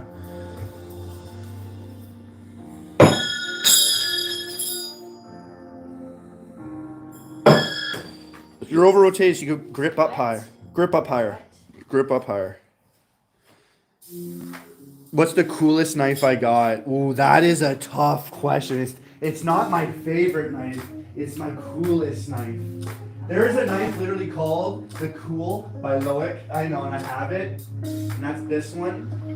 The Spinosaurus is really cool. Opus knives and Loic's designs are so awesome. Oh man, I'd have to sit there and good question. I got some military knives. The first knife ever designed for soldiers in trench warfare. The John Eck knife. I have that one. Ooh, I don't know. Let me think on that. I have one knife called the Black Cadillac. It's absolutely phenomenal. When you think, I have knives that glow in the dark. Oh man, you just blew my mind with that question. The Black Cadillac? Oh, I have two knives that glow in the dark. I'll run in and grab my flashlight. My wife will throw for a bit, and I'll get that knife glowing in the dark for you. That's the best question I've had almost so far. Just look at the rotation. If the handle's hitting upwards, step forward and grip the knife up. And that's what's happening. So grip up, grip up. Higher grip. A lot higher. There you go. Easy to teach people if you know the rotation that you're missing. If you know how you're missing, you can just make that adjustment very quick.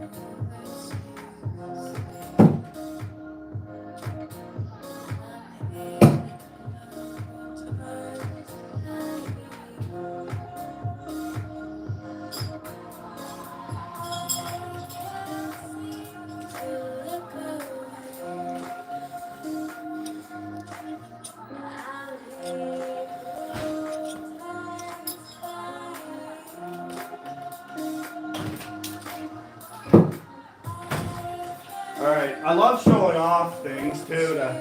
It's not showing off. Get yourself a good flashlight when you're out bushcrafting. Olight, if nobody knows the brand Olight, this thing is so awesome. The battery lasts forever. It's waterproof. It's got the cover. I wanted to show the cover off. So this cover, because I'm into bushcrafting, if I use it, it's green. Animals don't see green. Red is for our eyes to help us adjust into darkness. So if we turn on our flashlight and it has a red light, it won't affect our vision at night. But this one, animals can't see it. So I could walk around with this thing and animals aren't going to see it, which is so cool.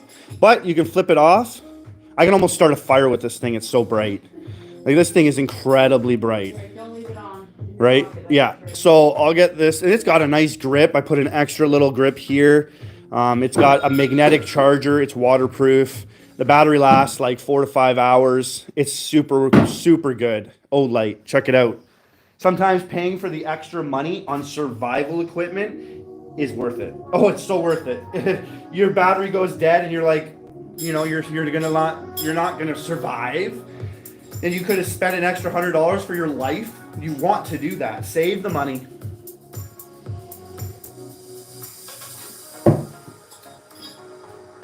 Definitely a cool factor is a glow-in-the-dark knife. So they're called Moon Glow Spacers. And they can last a charge up to 10 to 12 hours. And it is so cool. Just so you don't lose your knife. The cool factor is insane. Oh, I don't even think it will charge with the green light. That's crazy. It didn't even charge with the green light. So like the power goes right away with the green light. That's crazy cool. Let's turn off the light for a second here so you guys can get the full effect. I've done trick shots with my glow-in-the-dark knives, and it's really cool to see at night. It looks like a laser. Look at that. Is that not the coolest thing ever? And this thing holds a charge all night long. You can pretty much use this to see because of how bright it is at night. And if you have a flashlight, all you got to do is just shine your flashlight in there for a minute and you're good.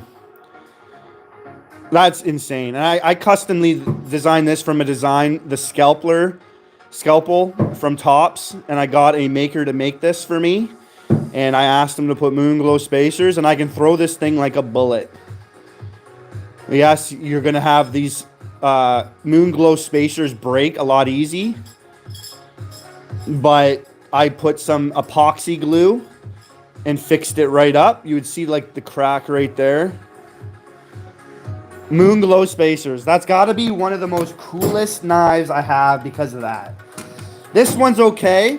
At the beginning of knife throwing, I thought it was really cool that there was a gang out there called Funk Life, or the Funk Gang.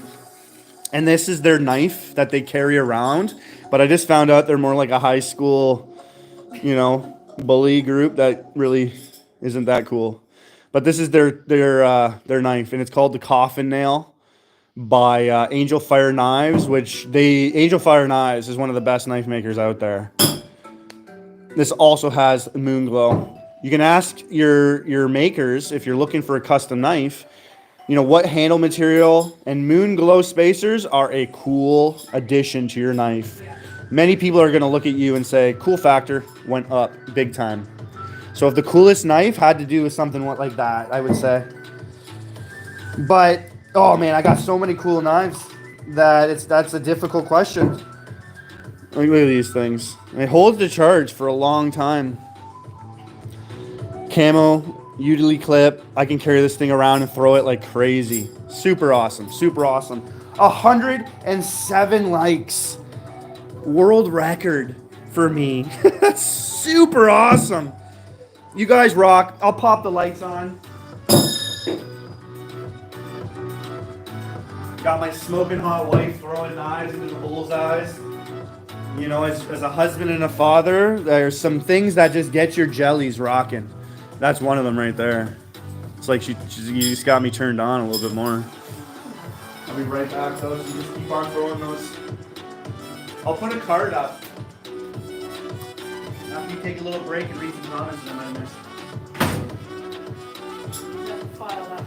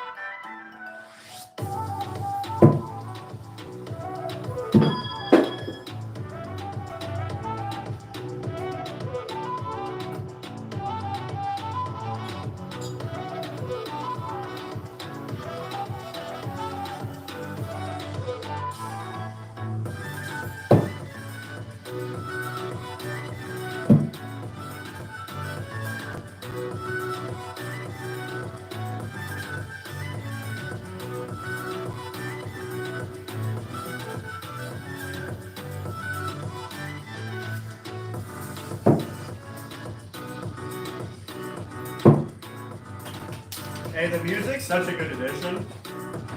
One of my knives has a little. Have to fix the tip. Yeah. Oh, good. So her knife has a burr, and I wanted to talk about this too. And I was almost going to forget. It's right here. If you're going to hit your knives, you want to get yourself a good file set.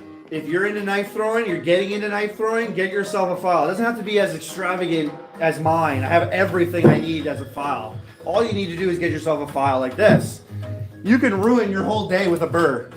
And if you only have 1 or 2 knives and you got a burr on them, you'll cut your arm. Your hand. Your fingers will just rip apart. Oh, I felt it on my finger. I sliced my fingers up right there.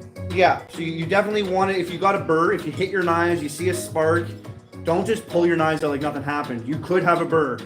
Find the burr, look around, you can almost see it. Once you see it, you grab your file, and it just takes very quick over it, and that's all you need to do. That's pretty good to go. I have a heavy duty sander, and I can clean this up like money. How's that feel? And that's all you need to do. Get yourself a file if you're into knife throwing or you're wanting to get into knife throwing. You could hurt your knives any other way. Lose the guy and this is watchable. Yeah, maybe you need a girlfriend. Yeah. 111 likes. You guys are sick. I don't know what the comments. My wife will start. The correct answer is wife. The wife is the coolest knife. You know, guys' hormones are just a little uncontrollable for some of them. Alright.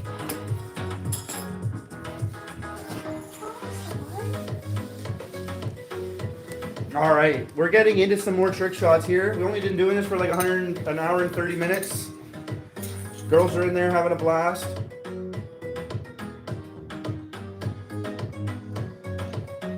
I got carried away with the coolest knife question. That got me carried away.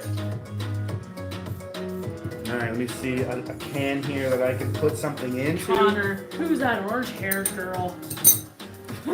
Yeah, they normally see her blonde.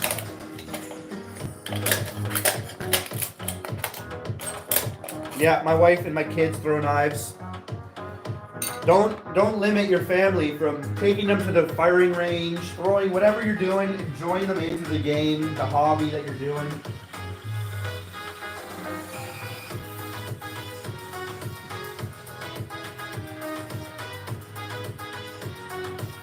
Some people, other comments? Yeah. I allow every comment. I don't care. I got thick skin. Dedrick wants to know, can you show the one on the top left? It's a gray one up close. It's like an axe. No, it's like an axe, yeah. A trident. I won this from the Ace Jet competition. It is insane. I would throw this outside, but what the problem is that the design that they made, these are very thick. Very thick. So they doesn't really penetrate hardwood really well. It gives you a lot of options when you're throwing it for some areas to stick. You know, all these pointy ends are going to stick. These straight edges are very hard. You got flat. You got softwood, better. I don't have any softwood. All my stuff is much harder. Yeah, this is a really cool one. I would redesign this one. He says he has the same one at home. By Ace Jet? Lucas is back on. Because Lucas? Yeah. Oh man, nice to see you, Lucas. I was just talking about you to my I wife. don't know if he said it's Ace Jet or not, but he said I got the same one at home. This is Ace Jet. And what I did is I made this aggressive. Yeah. I made this more, it's a live edge. Like this is sharp now, and I made this a lot more aggressive. So I can throw this thing no spin, which is really cool. But even in this target here, this isn't enough. It's really thick there still to get that in. When I get outside into a range, we'll throw these a lot more. This one's really tough. Right area? Maybe in the right area. I don't know if you heard, but Dedrick said yes, it is Ace Jet.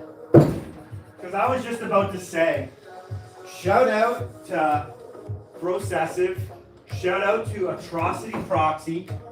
What I've noticed in my lives is a lot of the knife throwing community does not come on and say hi. No, Yeah. they might be busy, they might be doing something, but everybody that's here like the big community, the knife throwing community, a large amount of them are on Facebook, and I'm pretty active there, and I don't see anyone but Atrocity Proxy and Processive, and maybe there's one other that I'm forgetting. I know I might be forgetting one more, and it will come to me. Is it Watcher? Because he just hopped on. No, it might be Adam. But even him, he's not too active in the knife throwing community. So those that are active and I'm talking to a lot online. Watcher wants to know what all do you need to modify knives? That's why I have maybe the haters count. I feel like a lot of them hate. What And do you need? I'll show you, bro. And then while you're grabbing things to show him, Dedrick says, I have a really big and cool knife collection. You'll have to email him in the description there, show off your collection. Oh, yes, I would love it. Share a picture and get yourself a picture uploaded to me and tag me in it. This is what you need. You can get an angle grinder. This is a heavy duty sander, Maximum, like very cheap brand, but it works.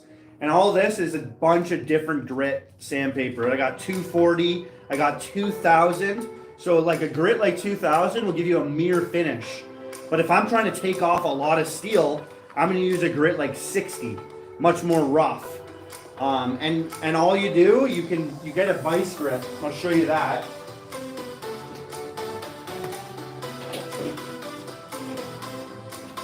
Bring the camera over here for a second. You want to get yourself a vice grip if you can. You don't need one, but I mean, you can just clamp your knives in there. And you can definitely work on them a lot easier. So again, I got all the sand grit paper. I can get them on Amazon. You just type in 12-inch sandpaper discs, and they'll come up. You can get replacement heads, sandpaper heads, because this is Velcro. Comes off Velcro, so you can switch in between your sandpaper, and so easy. Just Velcro. Let me show you. And I mean, when you're trying to design a knife and not take a long time, having a Velcro, so you can just put on a different pad that easy, is super convenient. I'm telling you, that's all I need for making my knives. Like sharpen up my tips, clean the rust. Cleaning the rust, higher grit. Get like 2000. You'll clean the rust off without taking any steel off. You can reshape your knives. This is basically the design that I had before I made all the recent ones. And they're all my own design, just based over the years of the things that I would want. This is the design. You can go on Amazon and buy these by Wissing, and then you can make your own. Just the same knife. I put a little fuller down the side for my thumb. Made that tip way more aggressive. And I made it just way prettier. Yeah, pretty, sexy. Here's another one. I like it. I put this edge, and I mirror finish the edge, but not mirror finish the center, and it just adds a little wow factor. And the blade it's so nice. Like it's such a nice work there. And this is a crazy one that a lot of people like. Very aggressive tip. And that's what it started off as. My heavy duty sander made this. And I'm just playing around. And it costs to get those knives $60, $30 Canadian. This was a different knife than this. But you can do anything with it. So I made a lightning bolt. Love that. Love my lightning bolt knives. But yeah, that's the heavy duty sander is all you need, and it's not an expensive tool. And to get the sandpaper, because you will go through sandpaper depending on if you're just cleaning your tips, you're not going to really need too much. But if you're doing a lot of grinding like me, a lot of steel, you're going to want to have your mask and your safety eye, your eye protection on, because you don't want to breathe that stuff in or get any metal in your eyes. So take your safety precautions, wear your PPE. But yeah, you need sandpaper, cheap, and the heavy duty sander, vice grip, good to go. Good to go. And I mean, I love making knives. Steel, you play with Play-Doh as a kid, you play with steel as an adult.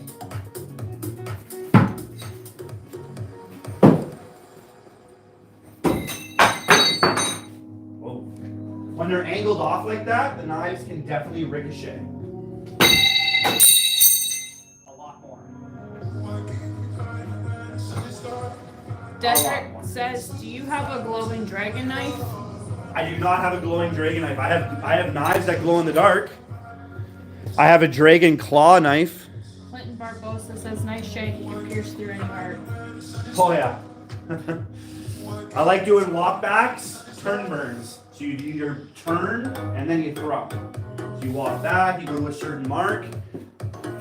Oh, bullseye. Love this type of drill. Walk back. And walk back even more out of the view.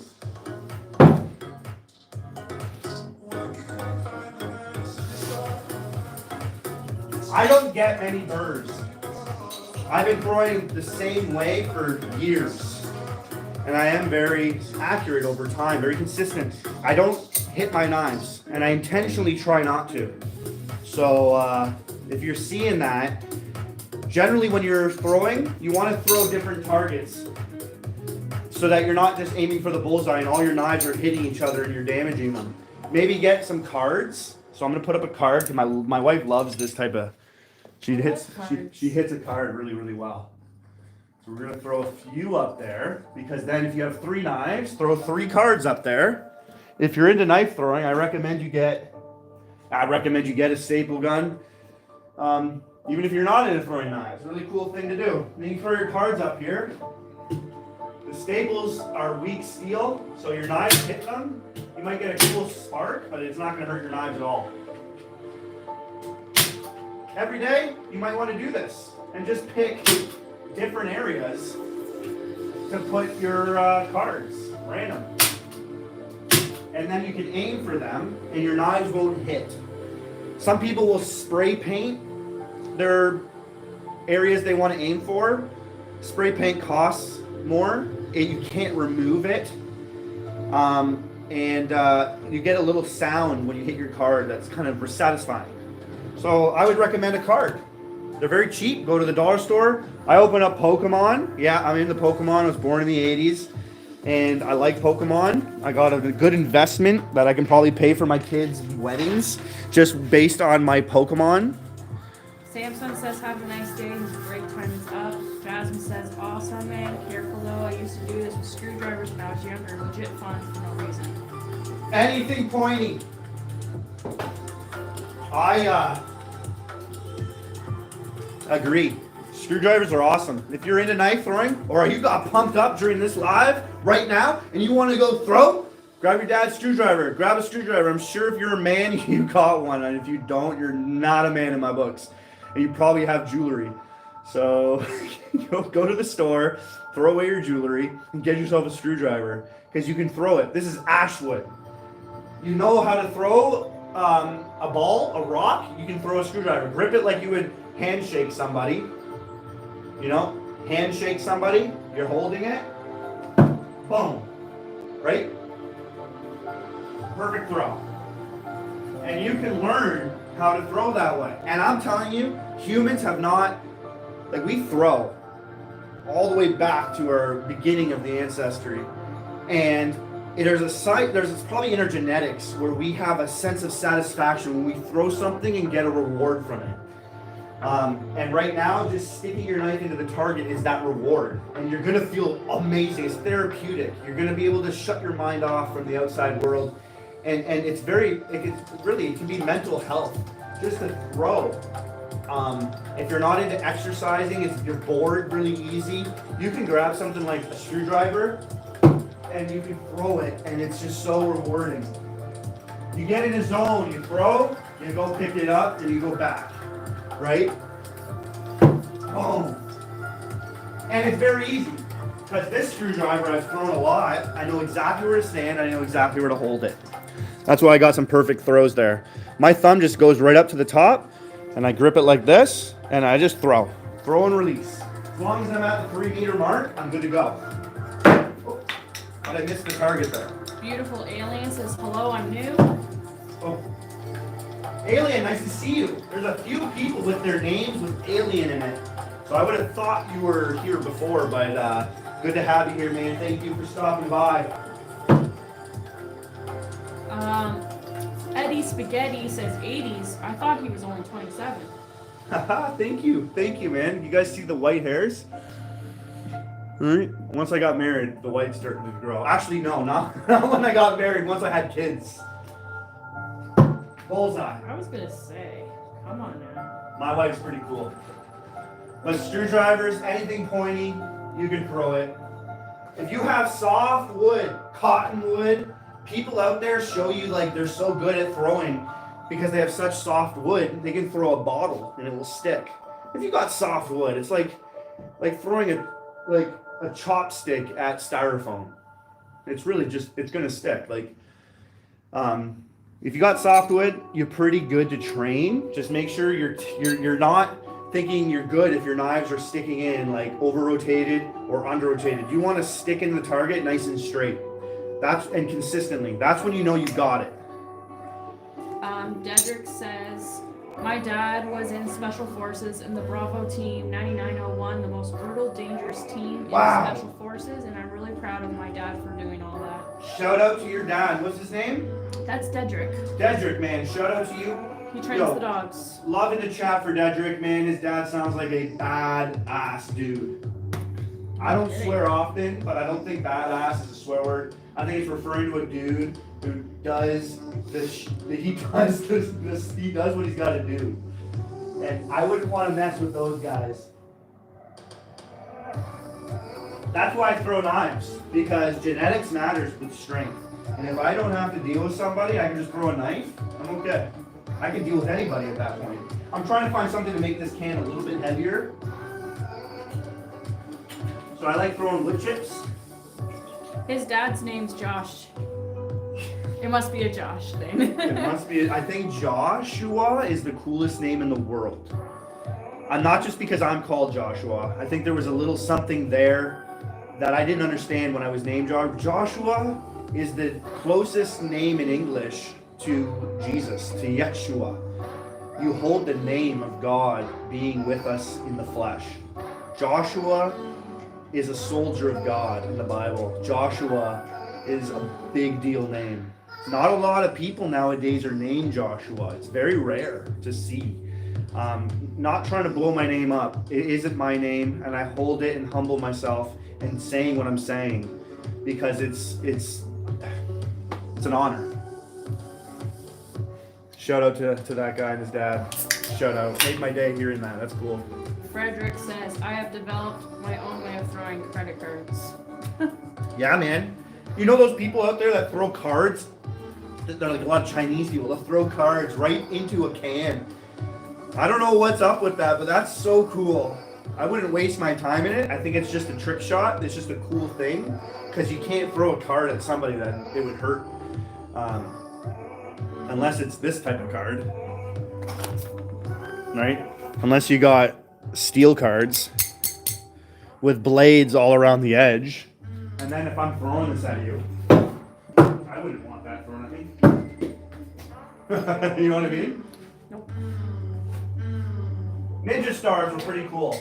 Ninjas would use them as distractions so that they can deploy their sword, their samurai sword, gain an edge on you. Because samurais, swords weren't able, the 4 battles and you're done using that sword. They couldn't just go around kill 100 people. If you got into serious battles with a sword, you were done after 4. Energy levels and just the damage on your sword alone. I read this. It's like crazy. People don't realize that. So they had these other things. They would put poison on the tips. Boom, buddy's asleep. And I don't have to deploy my sword. Real quick way to be an assassin. Frederick says, I can throw a forehand, a backhand throw with it, and I can make it round a room corner. That's pretty cool. I do the same, man. I train from all angles, but I practice mainly with my dominant hand. And but any angle, I want to be able to throw around corners. It's like I play hockey, and I always say the eye of the puck is different than what you see. So you can be behind the goalie's net, but your puck is over here, and you can shoot it top corner. Same thing with a knife. My eye's view is here, but if there was a house here, or a wall, I can throw behind the wall. and be completely covered. If there was like, if I was ducked behind cover here, I can throw over that cover. So I've done a lot of that training. I've done a lot of training where my body's moving, where I'm running, I'm moving, I'm jumping, I'm ducking, sliding, you name it, right? I do a lot of walk backs, and I do zigzag walk backs. So I'll throw my knife, and I'll walk over here, and I'll gain a meter away, and I'll throw again. Then I'll walk over here, and I'll throw again. And I do a lot of different movements. The more movements, the better. Sometimes and I've seen a lot of the Chinese recently pick up on what I was doing. They reached out to me and gave me a lot of free knives years ago. And now I see them making videos of their own, doing the drills that I did. And I would do this. Randomly just throw your knives wherever. They walk to their knives. I would start at my target, have my knives, and I would run. Grab my knife as fast as I can and throw it. Go to the next knife, grab a knife, throw it. Grab my next knife and throw it. And I would get my heart rate going. Great training, great training. I always say the best training comes from when you're the tiredest. If you're good and yeah, you're at your best, first round, you're good to go. You're at your best. What happens when you're super tired? Are you able to perform still? So I always say when you're ready to give up, train for another hour. Literally, when it comes to knife throwing, that was what I told myself at the beginning. When I'm ready to give up, I've trained for 2 hours straight. I'm gonna go another hour. I'm gonna train for 3 hours. That's why my lives are 3, 4 hours. No other knife throw in the world goes live this long. I throw and I throw and I throw so much. My body is built for it. I keep myself healthy. I do the work. I ice myself. I do the stretching. I do the strength and conditioning exercises. Do whatever I can to keep myself going. I ain't no superhero. I'm just a human being. Everyone's the same. No one has the exception. Throwing really hard, you're going to put a lot of stress. You got to be able to do what you need to do to keep doing it. So Dedrick says, in 2 years, I'll be the youngest one in the USA Lethal Dog Handler team. Dedrick again. Yes, he said in 2 years he'll be the youngest one in the Lethal Dog Handler team. Wow. His dad's That's so cool. His dad's really proud of him, and he does it for him. I'm proud of you too, man. Good job. Good work. What a cool job you're doing. Because he said he really wants to see me in that team. Richard says I learned no spin throwing, and then Mr. Poopy says blindfolded throws? Question mark. I've done blindfolded throws. I blindfolded myself with 6 knives, and I threw spinning around. You can look on my channel. I got like 600 viewed videos, and I did that blindfolded. No problem at all. Dedrick, shout out to you, bro. What was Poopy's comment? Can you blindfold? Oh, okay, yeah, Poopy. Richard, Mr. Poopies. And Richard's the one that says he learned no spin and forged his own 13-inch blade. Wow, 13-inch blade. That's big. I'm gonna let my wife throw for a bit. I'll be right back. I got some big knives out there. I've thrown no spin, large swords. Once you know how to control that spin, you can throw a spear. You just gotta understand what the body needs to do to cancel that rotation out. Very cool, bro. Very cool.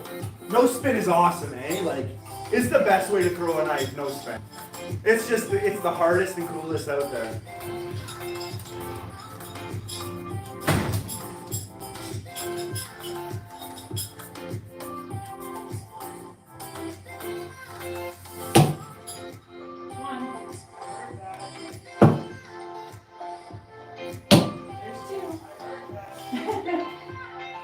Gosh, Save, you heard that.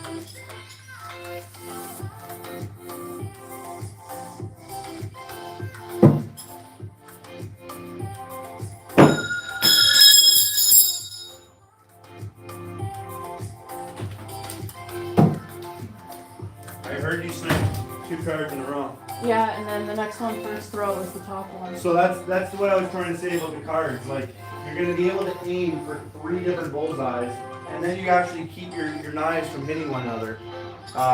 Super effective in training, and it's gonna help you be a lot better in combat because now you're picking your target. You're not just focusing on one throw, one level of the ground, like height. And it's fun. It's fun.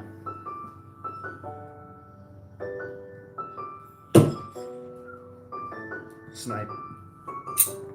Oh, hit flat on it. You see the line Yeah. bend. I got all the way. You got two. You got 2 there. I can't even get that probably. Oh, I was going for the bottom one. Oh. Ah. I went for bottom, then I went for top, and then I went for the middle. White beat me there.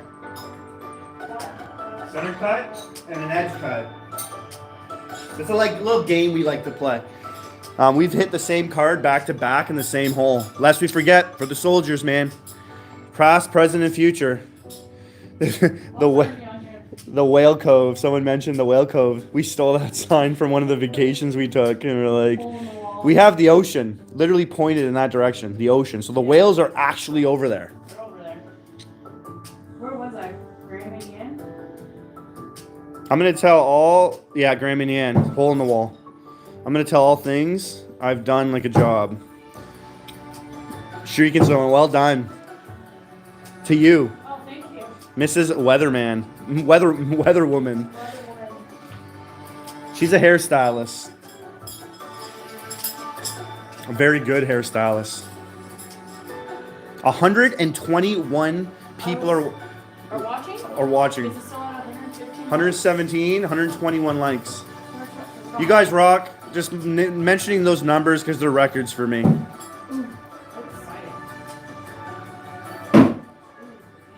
Obviously, more men are into watching a girl throw. Absolutely. I see it all the time. Here, maybe I can change that. What can I do for myself? Do you want your tutu? No, I don't need my tutu when I got these. All right, I'm going to throw It's your now. turn.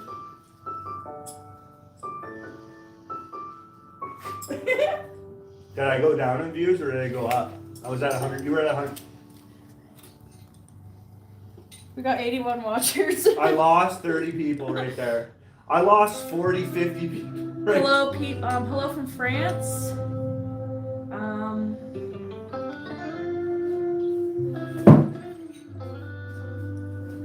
I lost the booth.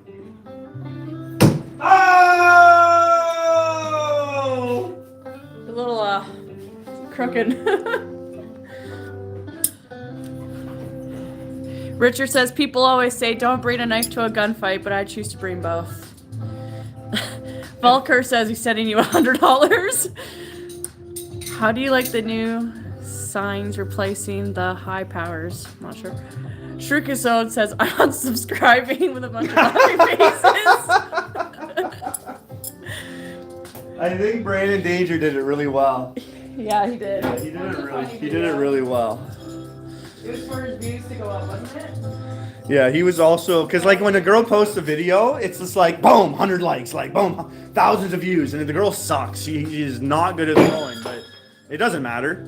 It doesn't matter. Yeah, I was trying to see I can still throw with implants.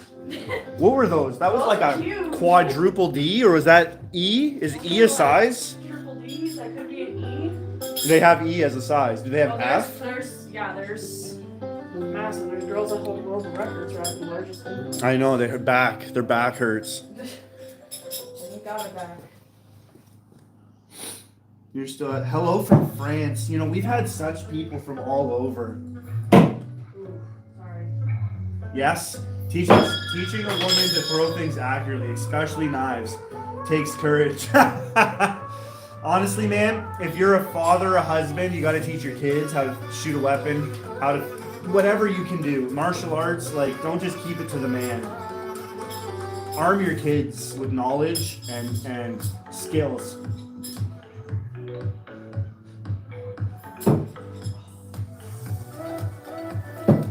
I experienced the meditative aspect of just throwing as well as you have. Yeah, man. It's so Therapeutic. relaxing. Very relaxing.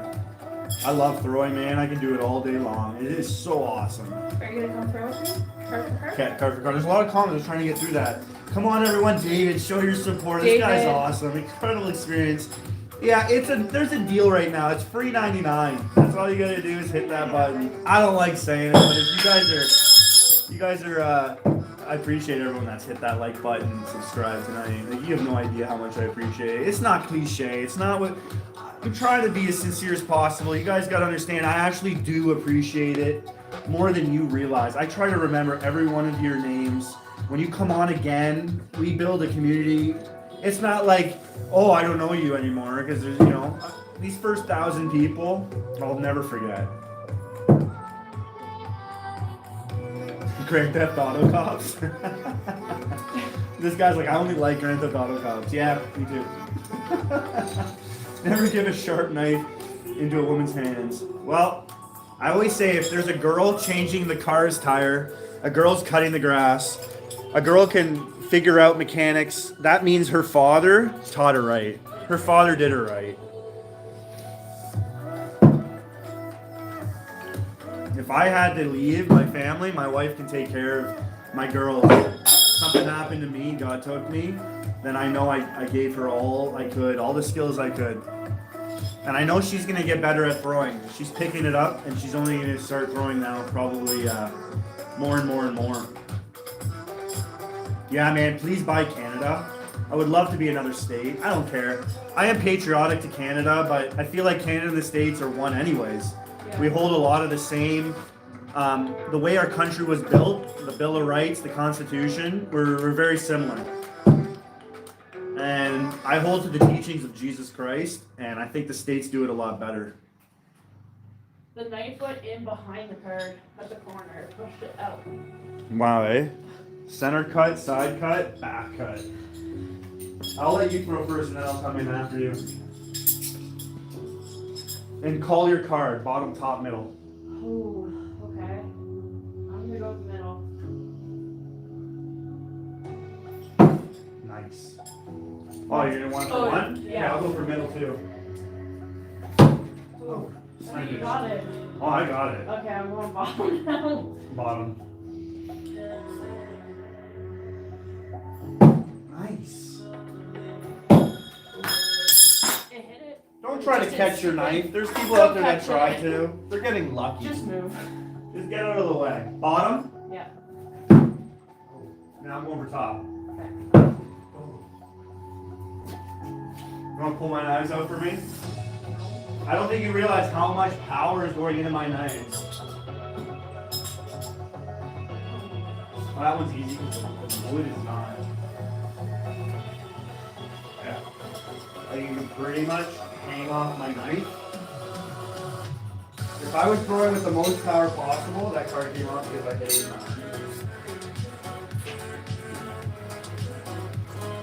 It's because I wet my target, so that actually makes it a little harder for me to stay than to stay.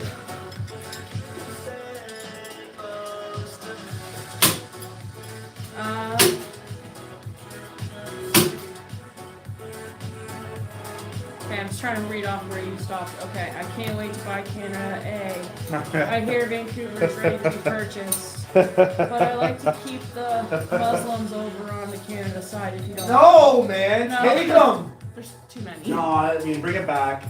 I love for all my neighbors. We see the force in your throws, Frederick says. Oh man, there's two center cuts. I've done 3 before, under 5 seconds. Boom, boom, boom, boom, 3 before. It's on my channel. If you guys want to watch more stuff that I've done, I have a lot of videos. I try to be entertaining in them, things you've never seen before if you want to check them out. My camera quality got better over the years, so sorry that it wasn't best at the beginning, but everybody's got to start somewhere. 126 likes. Unbelievable Monday. I normally do a Saturday live every week, and just randomly I did a Sunday and a Monday this week, and you guys made it worth it. Honestly, you guys made it worth it. You guys are awesome.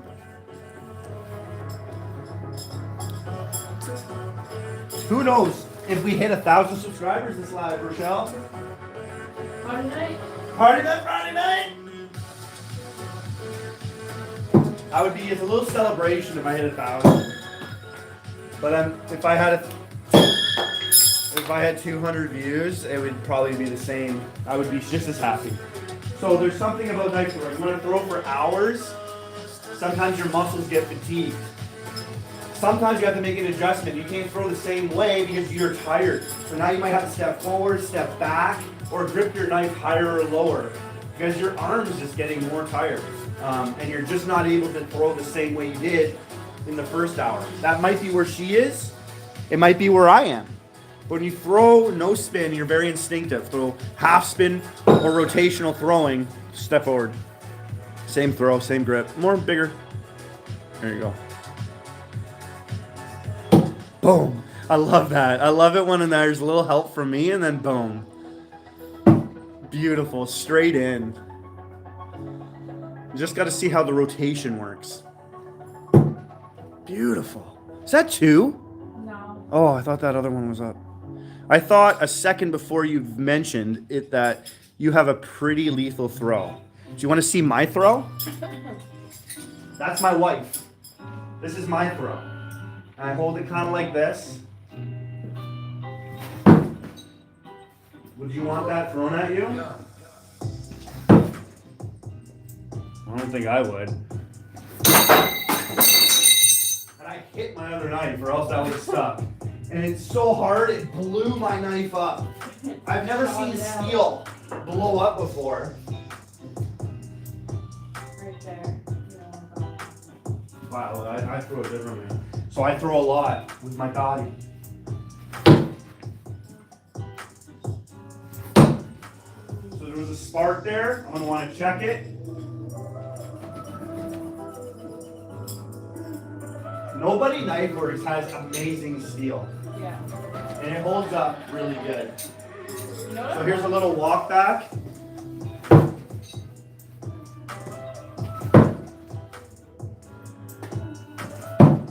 So who is that saying what?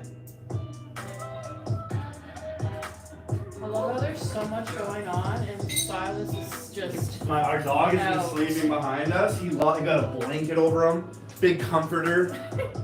All right, you guys want to see him? That's my dog right now. just out. He loves life.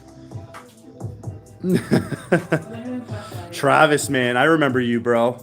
What's the one on yesterday? Yeah, he was. Travis was like, he made my day. 130 likes. We keep climbing in likes. That's incredible. All right, I got a big here. I thought, okay. I've been a police officer for 8 years, then a firefighter for 5 years, then joined the Army. Wow. Claimed for 5, claimed all top awards and levels in all jobs and teams. If that's true, man, good on ya. Much respect for all that. That's awesome. A lot of people coming in here with that said hi. I don't know if those are bots or if that's like a code. You type in like !4.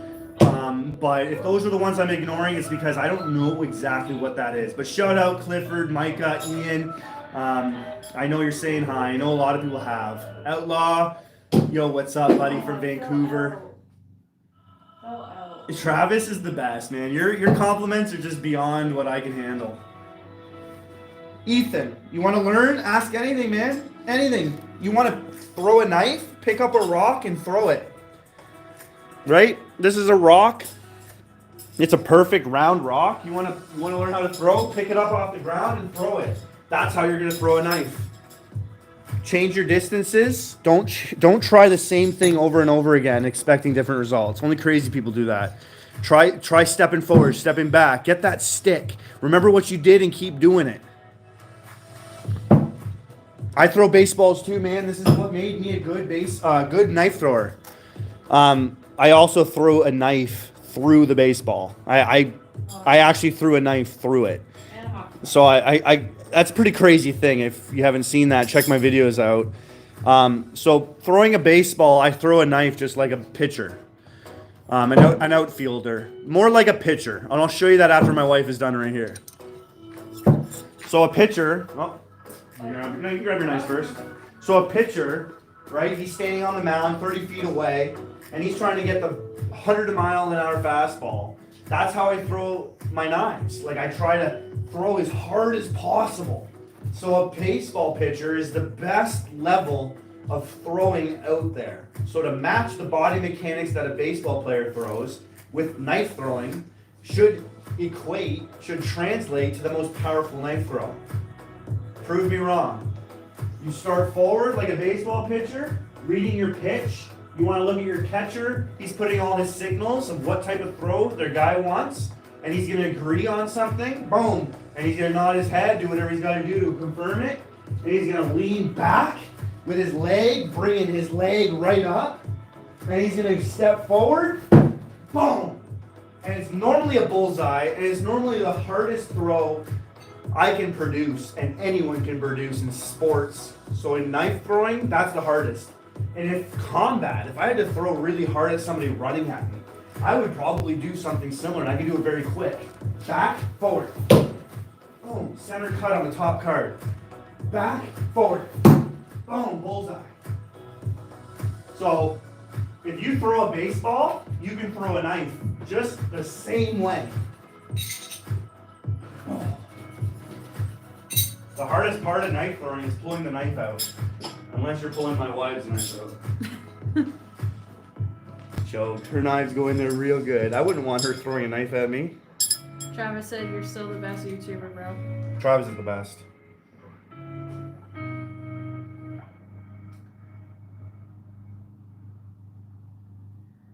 Maybe Dude Perfect can reach out to me. Yeah. I can pin today too. I like pinning organics. I threw a grape, then I pinned it. I threw a grape tomato, pinned it. An orange, an apple, ketchup packets. We got an orange. I can pin an orange tonight. It's freezing a lot. Is it because the battery's running out? I don't know. It's freezing a lot. All right, let me check. Frederick said again, I just wanted to mention the similarities to throwing a baseball as you started your talk about it. Ethan wants to know, is there a specific knife you use? All right, I'm gonna go grab my charger for this thing. Is there a specific knife I use? Yeah, right now it's this one. But it's, since my camera's flickering, because I'm at 2 hours and 23 minutes, I'm gonna go see if I can fix that. So give me a second here. But this is the knife I like to throw right now. But I have a lot of knives I like to throw. I like to throw these knives. I like to throw these knives. I also like to throw these knives. Some knives have a fuller. So a little, you would call it a groove. They're called a fuller down the spine.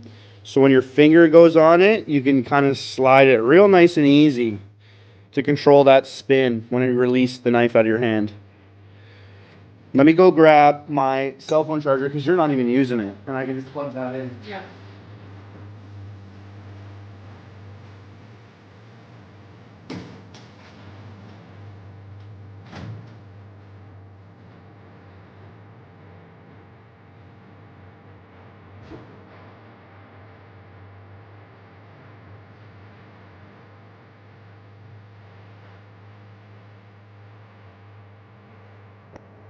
Ethan, I'll let Josh know your question when he comes back. He just wanted to go grab his charger.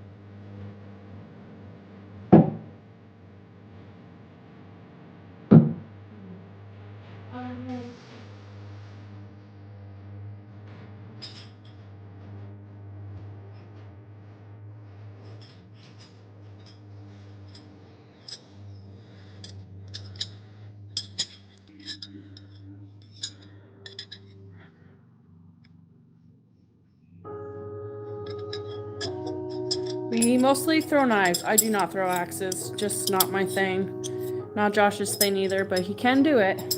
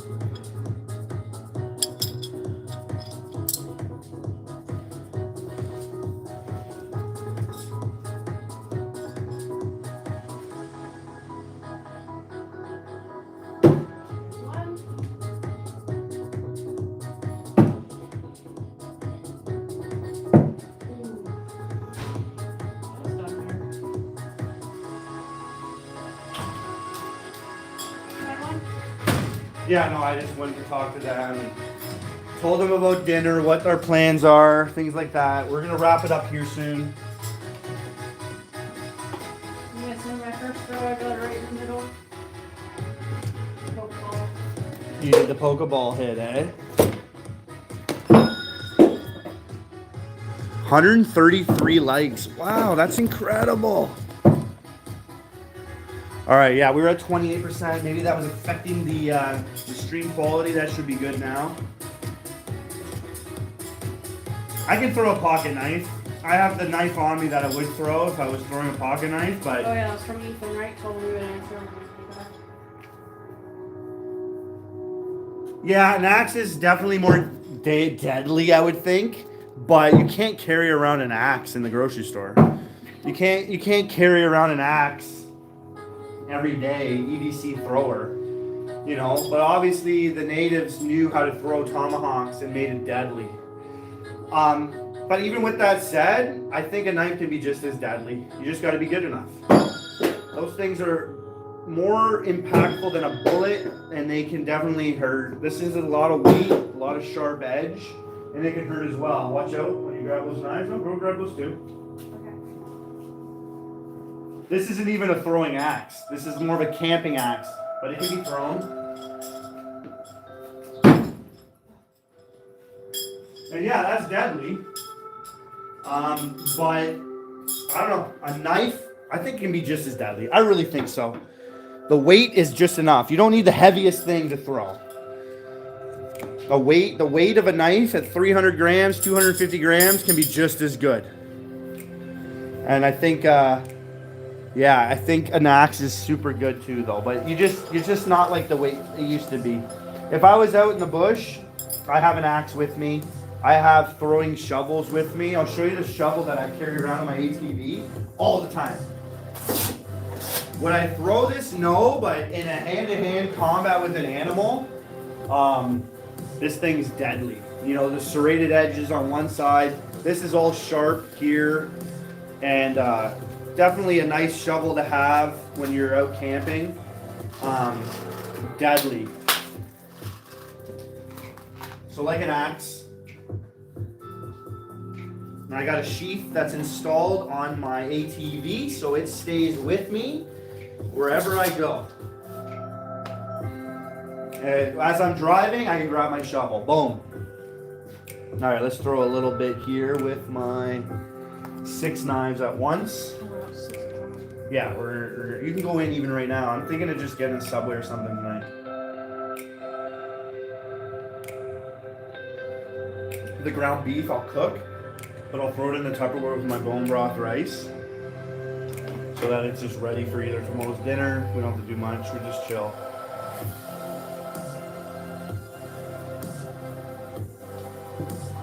We're gonna wrap things up though.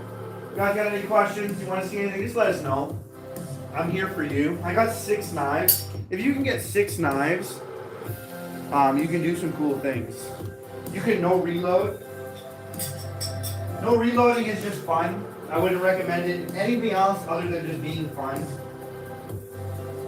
You hold it a certain way, and you can let go of one, and you don't reload because you have the other one. And then you have your left hand, and you can do the same thing, and you can just throw a bunch of knives. I can throw 6 under a second if I train for it. Right now, I haven't trained much for it. Jedrick says, goodbye, man. God bless. Keep going. Chase your dreams. Don't stop, man. You will have no results with no hard work. Keep grinding. Absolutely, man. And nothing good in life comes from easy. Silver platter handed to you. You gotta work for it. So, thank you, bro. Appreciate that. Have a good night. Travis says he keeps a machete on his ATV. 1 for defense and 2 for clearing small brush out of the trails. Super smart. Yep.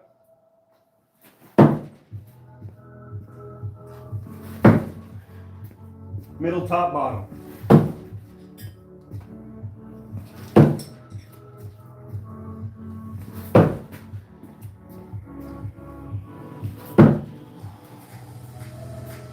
Six knives is so rewarding when you throw them. Oh.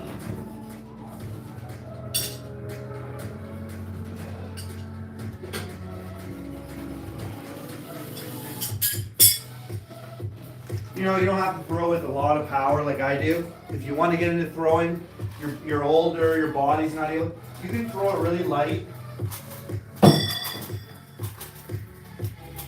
You don't have to move your body. You just relax.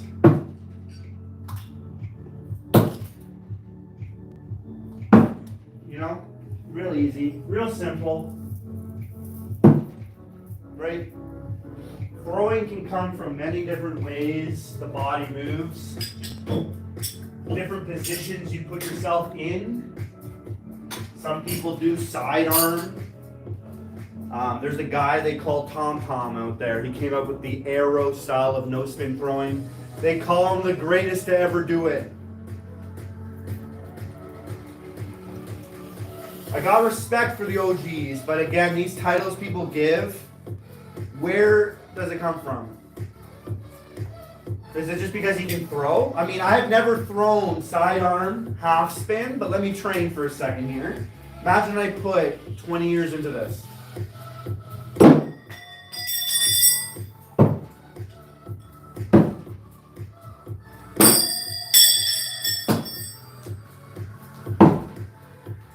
There's 4 out of 6, and I've never done that before.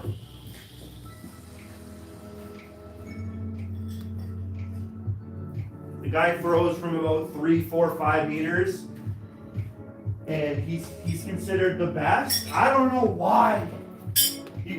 There's got to be explanations why people call people the greatest. Like when the argument comes about Michael Jordan, LeBron James, Kobe Bryant, you have this factual evidence to support your answer. I would love it if people did that. Not just because the guy's throwing for 4 meters and he's like, because that throws just like Tom Tom or anyone else. The guy, he doesn't go for the community. He doesn't help the community either. He's not encouraging other people. He's just out there showing a video of him throwing. Oh, you're great. You don't do anything for anybody. You don't help anybody. You're not out there encouraging people, growing the community. You're just out there going. And his throws are powerful and all, but it's like.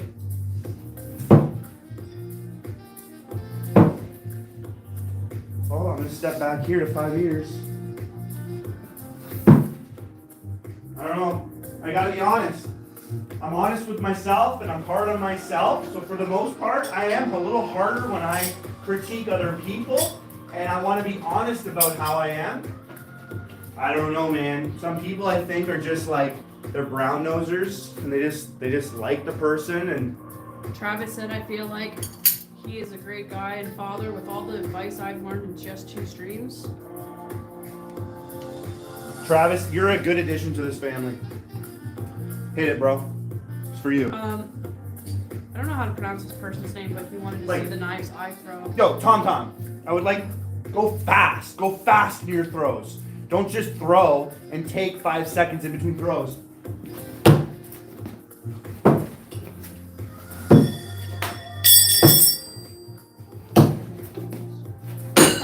Go fast.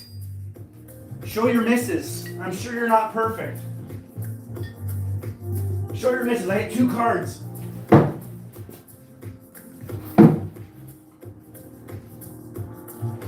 Go fast. Hit some trick shots. Hit some moving targets. Show your power through penetration. If you're the GOAT, do it all. Do it all. Don't just throw. It's not doing anything. Throw different knives. Throw 6 different knives from 6 different distances. Get your heart rate going. Move fast. Go forward. Go back. Go back even further. Forward again. Back again.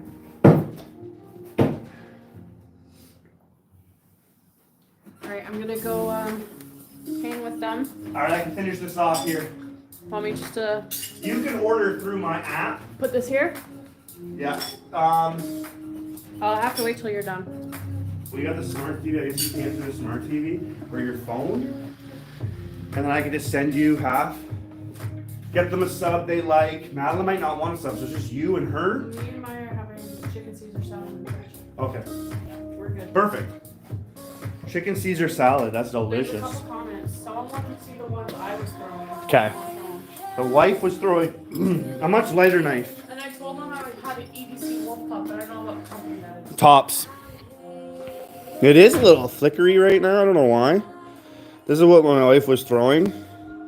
Very handle heavy knife.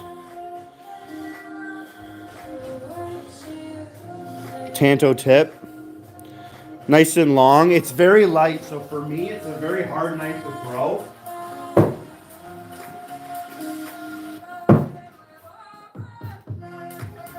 I can throw them, and I'll throw anything really good. But I know the things that I'm changing in my hand, and it doesn't feel natural to me. But they're very good. I mean, you can see how handle heavy they are because of the gap in between when you put them all together, right? That's crazy. Normally my knives have no gap. Here's the ones that I've been throwing pretty much all night. 0 gap.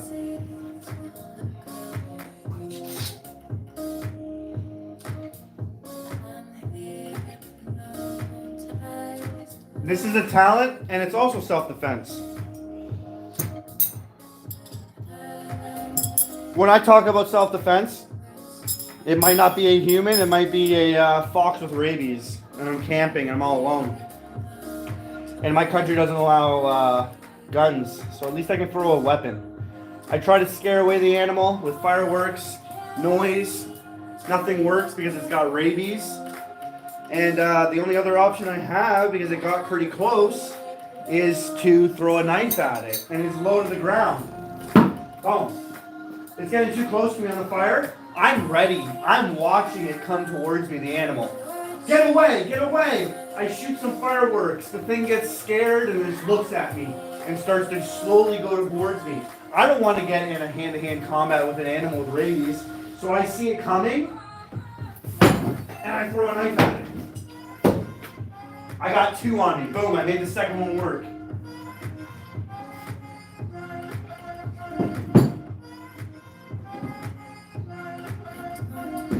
Self-defense doesn't mean you're fighting against a human being. Self-defense can be against anything. So absolutely, throwing anything is useful in self-defense. Anything. Throw a rock, a stick, a ball, a plate, pots and pans. I'm sure some wives have thrown some pots and pans at their husbands before. Throw anything. Now you're just throwing a knife with a pointy end, a lot of weight, a sharp, live edge, And you're telling me that's not effective in self-defense? I wouldn't want that thrown at me.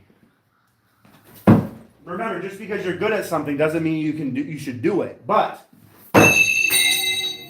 even a miss will hurt. That will hurt somebody. That will knock someone out, make somebody go blind. It will throw them off their train of thought. It will stop them. Give you more time to retreat, to get out, to charge them with another knife you're holding on to, right? And then you can bring out your other knife. I would never throw away my last knife.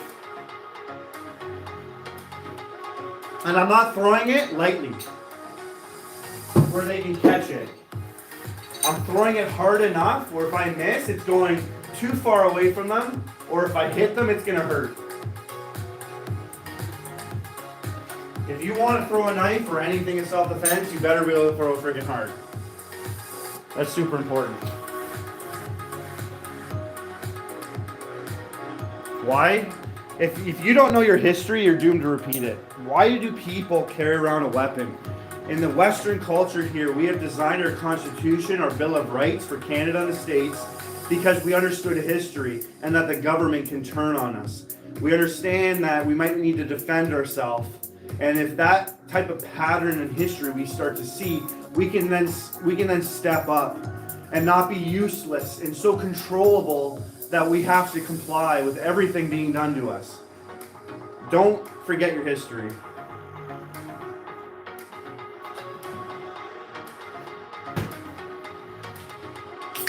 All right, we're gonna pin a can again.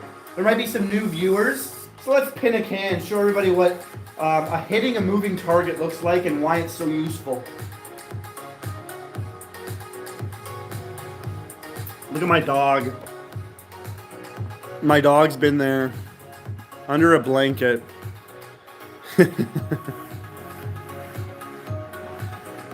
Everybody in the military has firearms. We all are trained. The lowest training is basic training, and everybody learns how to shoot a weapon. We're all soldier first. No matter what trade you're in, soldier first. Tyro, like the name. Tyro's a nice name.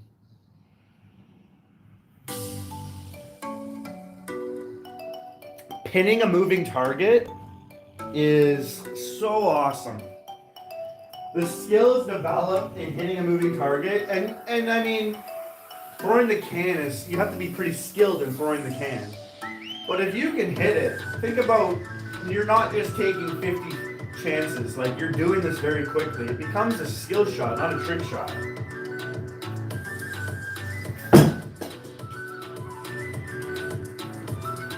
Even if you miss and the can's coming here and you just skin it, you're still doing good. You're still getting near it.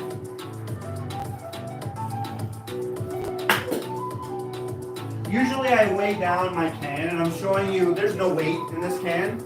It's a lot harder to be accurate, but if you can be in, like, the weight distribution of your can can help you get better. Just because you're going to learn how to throw your can, and you're going to aim for a different position, because you can't aim for the first, like the bullseye every time. The can is going to be harder to throw it at a target. That just makes you better to aim at your moving target.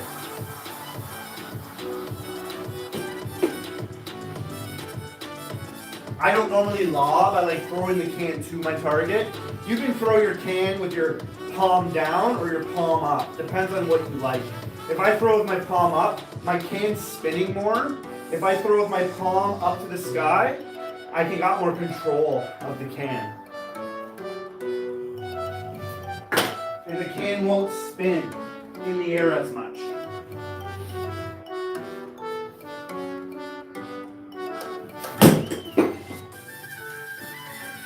It's not easy to do, but I think that was my second throw of the knife. Zeroing in.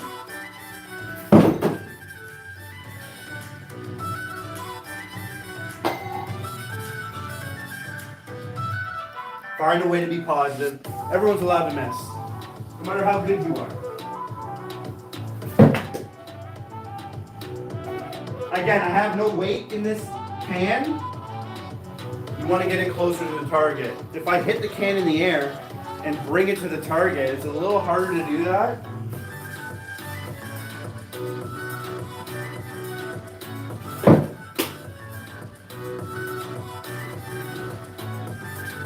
But I'm going to do it. I like it. It's a little harder. I'm at the end of my training. I've been throwing for 3 hours.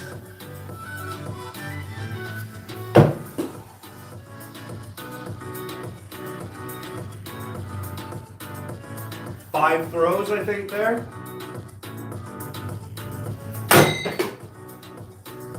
See, I hit that can too far in the air, so I made a hole, but it didn't stick. Now it's even harder to throw because there's a hole in it. Great, I love harder.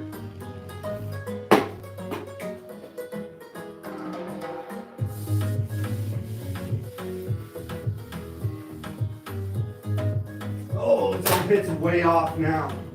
The air gets into the hole, like as if it had wings, and just kind of throws it off.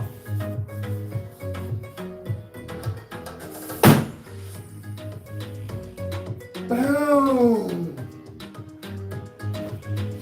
Whoa! What? What? What? What? Yo! Oh man, I love pinning cans. Gotta straighten up my tutu. Oh man, pinning a can, there's nothing quite like it. I'm telling you, there's nothing quite like it. A lot of skill you're going to develop by hitting a moving can. Thank you, babe. Alright, we're going to aim down here. We're going to wrap this up. My playlist is about to be done. I want to whip my girls in Mario Kart, Mario Party. So we're going to wrap things up. It was like a great live. I enjoyed it so much. I thank you, everybody that hit the like button. 142 likes. You know, everybody that was on. Travis, you're freaking awesome. Justin, man, it's really good to see you. Justin was the guy that, you know, he's got a lot of military in the family. Justin's been through it. I was talking to my wife recently about Justin. I'm always liking that guy to even come on just because of the story he's kind of shared with us. So thank you for showing up. I know my camera's kind of skipping right now. I don't know if it's my phone overheating. I've gone live pretty long right now, so I know that could have an effect. I have it charging and everything, but it is what it is. I don't want to end. I really don't. I can throw all night. I love throwing knives. Like, give me a break here, man. It's freaking awesome. I'll miss you too there, Travis. Yo, Bruno. Remember you too, man. My first 1,000 subscribers, I'm going to remember you guys. When your names pop up, it gets my jellies going.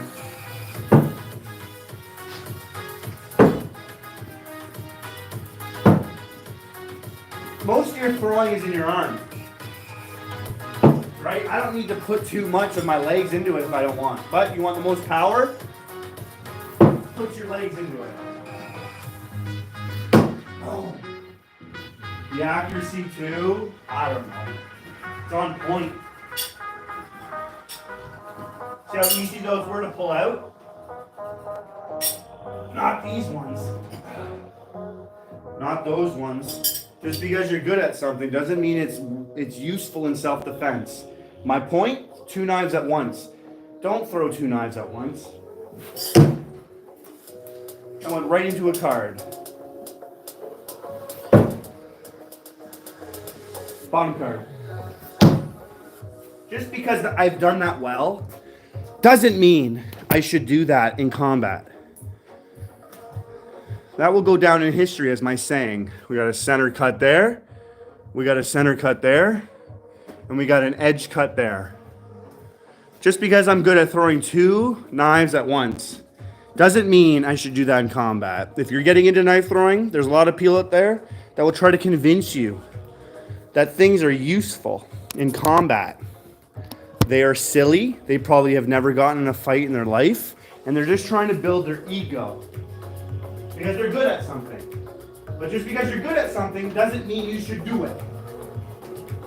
Be smart and realistic and tactical. Research what tactical means, because tactical means you're thinking properly of scenarios that are realistic so you can train for them. That's what tactical means. When it comes to knife throwing, realistically think of scenarios you'll get into where maybe knife throwing can be useful. No matter what, I would never throw 2 knives at once. I can throw one, I might miss. Oh, went right to my camera. And at least I have another knife that I can correct my throw with. And I still have gained some time because that throw just hurt the person and they get up, they're drunk, and they want to keep charging me. Now I got a perfect bullseye throw at that person and I've saved my life and others. But if I threw 2 knives at once, there's my opportunity. I lost 2 shots and when I could have had 2. I made it 1, I could have had 2. Don't throw 2 at once. Just because they can spread out and cover more ground does not an excuse to throw 2 knives at once. Just because you can do something doesn't mean you should do it.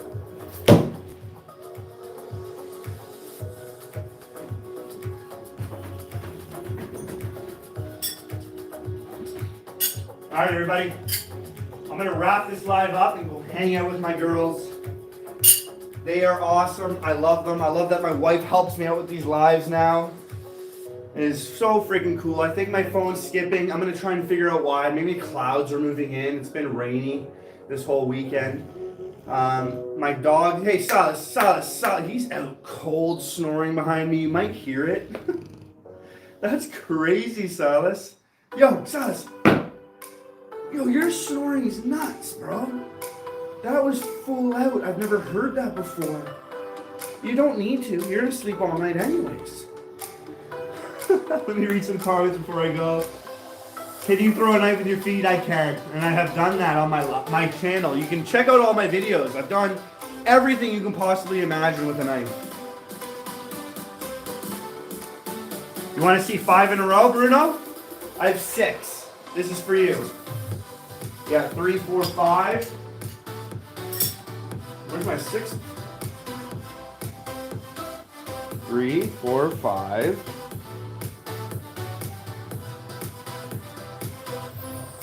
Weird.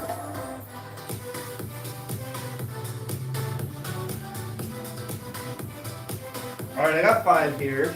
I will look for that other one. I don't know where it went. 5 as fast as I can. So I kind of like hold my knife like this, ready to go. 5 as fast as I can go.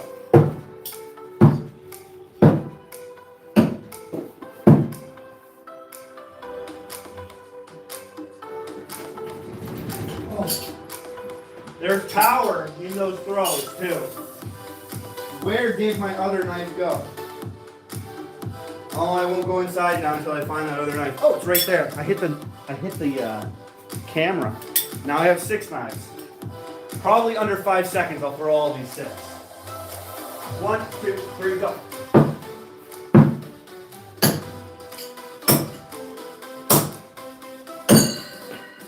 Everything was in the bullseye, so I missed the last one.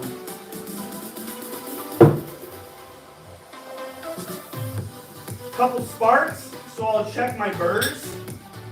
Make sure nothing's gonna cut me.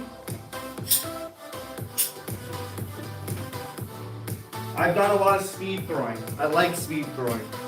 We'll do it even with a walk back and a walk forward.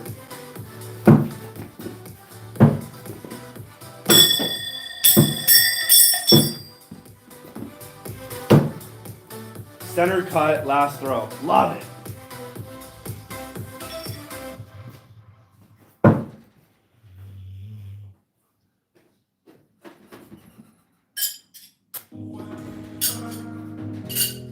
There's some Chinese people out there that will throw really fast. They speed up the camera. They really go all for effects, but the honesty isn't there. But some of them are pretty freaking fast, but they're very slow in their movements. So they'll throw, they'll move back, throw, you know, and they just kind of go through that motion. I like to get freaking moving. I like to run for my target.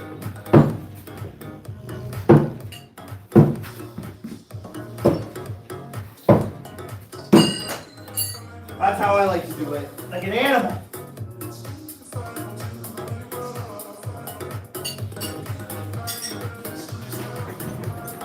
A lot of power in those throws too. Woo-wee! That's for you, Bruno. Yeah, and throwing stars are too light. 6 seconds. You can try me again. 6 seconds.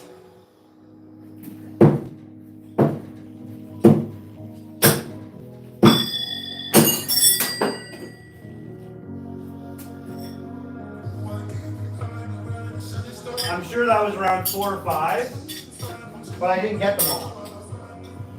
There we go. And this is after 3 hours of throwing. That's why I love doing this. I love the challenges people give me.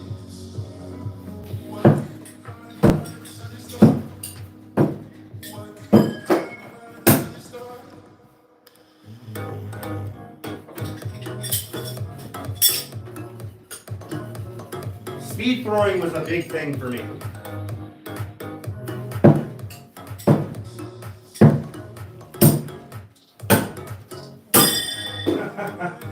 And you hit the same spot, so sometimes my knife blows the other knife out of its place.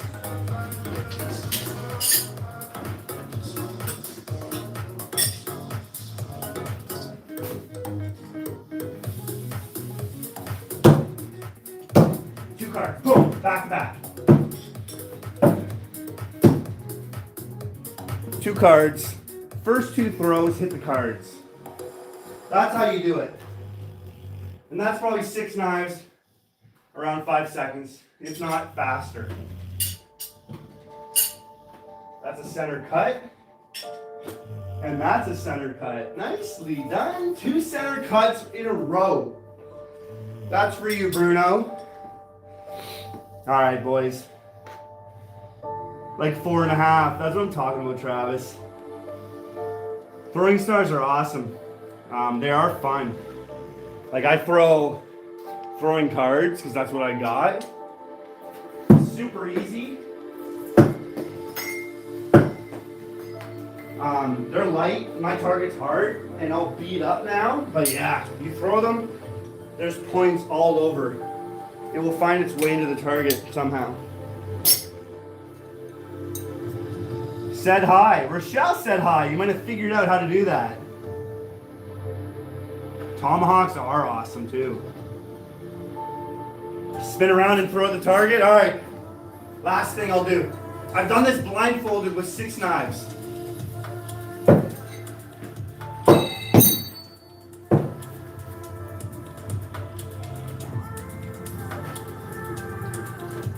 I find these types of drills kind of silly because you'll never get yourself in that opportunity.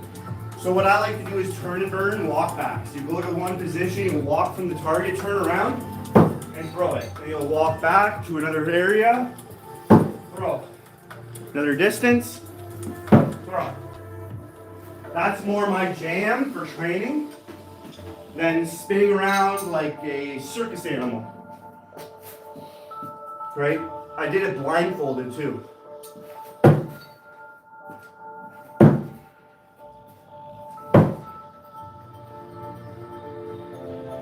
I see some people doing that out there. One guy's name's Diego. The guy doesn't like me. I beat him in a lot of competitions. He stole one victory from me because he cheated. So he wasn't honest. Showed a lot of sportsmanship when you cheat. And he hid from me when I congratulated him and was showing some good sportsmanship. And that guy likes to do things blindfolded and stuff, but it's super silly. Why do you need to train blindfolded? Why? You lost your eyes in combat and now you can throw or do something? No. Like, no. That's why I don't train with my non-dominant hand. If I lose my non-dominant hand, I'm probably not worried about throwing. You know, I'm probably trying to save my life any which way I can. So I'm going to train with my arm that I'm dominant with. I'm going to train with my eyes. Some people just do things because it looks cool and it's gonna get them views. I'm more realistic. You know, I want to be true and not get my ego involved and get beyond what I think is tactical thinking. Then I get myself hurt and I'm gonna give advice to others that might get them hurt. That's the last thing I want to do. I'd rather just turn and burn. Someone's coming behind you. Boom. Right? Someone's yelling. Heads. Boom, you're in a duck. They're coming right behind you. Bullseye. Whatever's going to help you. Those are scenarios tactically that might happen. You might have an enemy and you're gonna like deal with that person. He wants to kill you. And then someone pops around the corner. Then you can turn and throw. Turn and burn. That's the whole style of being able to turn quickly and still be accurate and powerful. So I try to stay as realistic as possible and not get carried away to think my knife throwing power. Now I'm a superhero with knife throwing abilities. Not at all. Not at all. He's a registered weapon. These knives are just an extension to my body. Fido, thank you for that comment to end the stream. Travis, I love ya. Thanks for coming out. The nice things you say to me definitely hit me hard and make me just appreciate the live stream with one comment. Everyone else, I appreciate you too. Bad comment or good comment. Regardless, you're hanging out with me. You're having a good time. Bruno. Exactly, somebody else. They're coming up behind you. And it was someone just trying to give you a hug. I'm a little bit more aware, right? My mind isn't clouded with alcohol or drugs. I'm very healthy and my mind is straight. I will know the difference of someone yelling to me, someone's coming up behind me for a hug, than the difference of someone yelling that someone's coming up to attack me. The situation I'm in will dictate that right away. Let alone the voice someone's giving me, the tone in which they're telling me something. So we got to be realistic, right? And when I say be realistic, be honest, you know, when you're thinking tactically, you're being realistic and honest. That means you got to really think properly. It might not be for everybody, but that's why I'm here sharing stuff. So you can ask the right questions, get the right answers, and maybe start thinking the right way. Ask yourself those questions and try to find an answer. You know, get your mind racing and start to pick it. Pick your mind with the right answer. Don't go with the first thing that comes to your mind every time. Try to really challenge yourself and come up with the best answer you possibly can. And that takes training. Like you train your muscles, you train your arm to throw. You got to train your mind to think right. So I appreciate everybody. Thank you for stopping by. Just remember, stick it and hit it. Or grip it and rip it. Have a good one, buddy. Y'all have a good night.